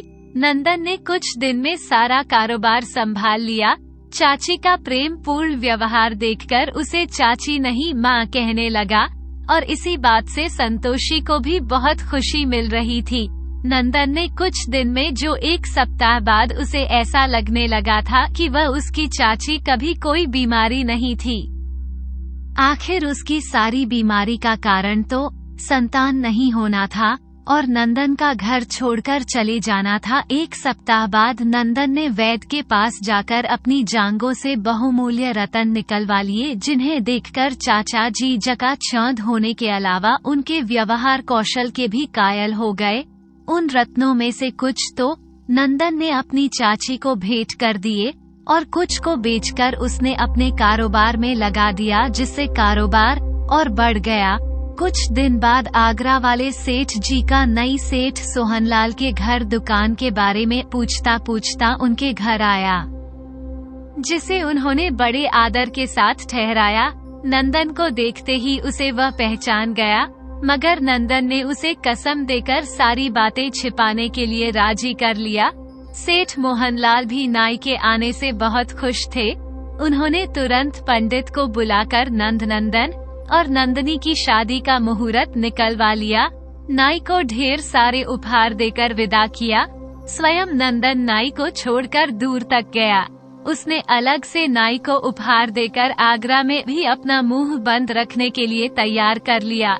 न ही आगरा में वापस सेठ माधोराम के पास और जाकर उसने नंदन की कुशलता और उसके माता पिता का निधन, सेठ मोहनलाल के कारोबार और उनकी मेहमान नवाजी के बारे में विस्तार से बताया तो वह बहुत खुश होकर बताया तो सेठ मोहनलाल व संतोषी द्वारा नंदन बिटिया के लिए, नंदनी बिटिया के लिए भेजी गई विशेष पोशाक और अमूल्य उपहार उनके सामने रख दिए। सब कुछ देखने के बाद सेठानी जी तो नंदनी बेटी के भाग्य को सराहने लगी। उसकी सभी शंकाएं भी शांत हो गई, मगर न ही नंदन की पहचान और उनके सेठ जी की दुकान पर नौकरी करने की सारी बातें छिपा गया। इसके लिए उसकी अच्छी सेवा जो की गई थी। मुहूर्त केवल 2 महीने बाद का होने के कारण सेठ माधोराम विवाह की तैयारी में लग गए। भले ही अब सेठ सोहनलाल जीवित नहीं थे, मगर सेठ मोहनलाल और नंदन का परिवार और कारोबार किसी तरह भी उनसे कम नहीं था, बल्कि नाई के अनुसार तो उनसे कहीं बढ़ चढ़कर था। इसलिए शादी के प्रबंध में कोई कमी ना रह जाए, इसलिए भी। और आखिर आगरा के नामी ग्रामी सेठ माधोराम की इकलौती बेटी की शादी है, रिश्तेदारों के बीच नाक थोड़ी कटानी है। मगर इन सारे इंतजामों के दौरान रह रहकर उन्हें अपने नौकर भसाकू की याद आ रही थी। बस अगर इस समय भसाको यहाँ होता तो सेठ जी को किसी बात की चिंता करने की जरूरत नहीं थी। सारा काम भसाकू अपने आप कर लेता था और सेठ जी आराम से शादी के सभी उत्सवों का मजा ले सकते थे। अब तो इंतजाम भी खुद करने थे, दूसरे किसी नौकर पर तो उन्हें जैसे उसके जैसी अक्ल ही नहीं थी और ना ही उसके जैसे काम करने की लग। सेठ जी सारी भागदौड़ के बीच परिवार जनों और रिश्तेदारों का भी ध्यान रख रहे थे। ना जाने ऐन मौके पर कौन रिश्तेदार रूठ जाए, सबके बीच बेइज्जती करा दे। नंदिनी की माँ भी बहुत खुश थी जब से नाई ने आकर बताया था कि उनका दामाद बिल्कुल राजकुमार जैसा लगता है, मानो सुंदर दामाद की उनकी मन की मुराद पूरी हो गई हो। चारों तरफ भाग दौड़ करके न जाने किस किस तरह की तैयारियां करनी पड़ रही थी। कहीं भी किसी भी तरह की कोई कमी नहीं रहनी चाहिए। मगर भसाकू होता तो उसे इसी समय जाना था, यही सोचकर वह मन ही मन बड़बड़ा रही थी। नंदन की बारात आगरा पहुंच गई। गाजे बाजे की आवाज सुनकर सेठ माधोराम अपने मित्रों और रिश्तेदारों के साथ आगवानी करने के लिए आई और सेठ मोहनलाल को देखकर वर्षों बाद की तुरंत ही उन्हें पहचान गए। दोनों समधी गले मिले और सबको यथायोग्य सम्मान के बाद बारात को आगरा की सबसे बड़ी धर्मशाला में ठहराया गया थी। उसने किसी बहाने से नंदन का चेहरा देख लिया तो ये तो वही इनका नौकर भसाकू लगता है। अब तो सहेलियों में चर्चा शुरू हो गई। दूसरी सहेली ने कहा, अरे चल हट, ये भसाकू कैसे हो सकता है, तूने ठीक से देखा ही नहीं होगा। कहाँ नंदिनी का दूल्हा बिल्कुल राजकुमार जैसा और कहाँ उनका नौकर भसाकू, तू भी बस। और बात आई गई हो गई। हंसी ठिठोली करती हुई वापस लौट गई। उसकी सहेलियां नंदिनी ने सहेलियों से सुना कि दूल्हा बहुत, बस ये सुनकर वह नंदिनी तो खुश हो गई। विवाह के सारे कार्य सुगमता से पूरे हो गए। द्वाराचार बिना किसी बाधा के निपट गया। नंदिनी के ससुराल वाले बहुत अच्छे लोग हैं। किसी भी प्रकार की कोई ना कोई आनाकानी, ना कोई नखरा, ना कोई मांग तांग। ऐसे लोग बड़ी मुश्किल से मिलते हैं। बड़ी भाग्यवान है हमारी नंदिनी बिटिया, जिसे इतनी अच्छी ससुराल मिली है। फेरों के बाद दूल्हा दुल्हन को कोबर में ले जाया गया, जहां तरह तरह के पूजन परंपराएं भई गई। तरह तरह की अटखेलियां होने लगी। सभी प्रसन्न थे। नंदिनी की सहेलियां भी बात बात में चुहलबाजी कर रही थी, मगर दूल्हा नंदन लगभग नहीं के बराबर बोल रहा था। नंदिनी और उसकी सहेलियां तो किसी तरह दूल्हे की आवाज सुनना चाहती थी, मगर उन्हें कोई उपाय नहीं सूझ रहा था। तभी नंदिनी की सहेली विशाखा को याद आया कि विवाह के समारोह में एक रस्म होती है, नंदन छंद कहने की। नंदन से वे कहने लगी, दूल्हा को फेरों के बाद की रस्मों में दुल्हन और उसकी सहेलियों के बीच एक छंद कहना होता है, जिस पर प्रसन्न होकर दुल्हन की सहेलियां और परिवार वाले दूल्हा को विभिन्न भेंटें प्रदान करते हैं। विशाखा ने कहा, जीजा जी, अब तो सारी रस्में हो गई, बस एक रस्म बाकी है।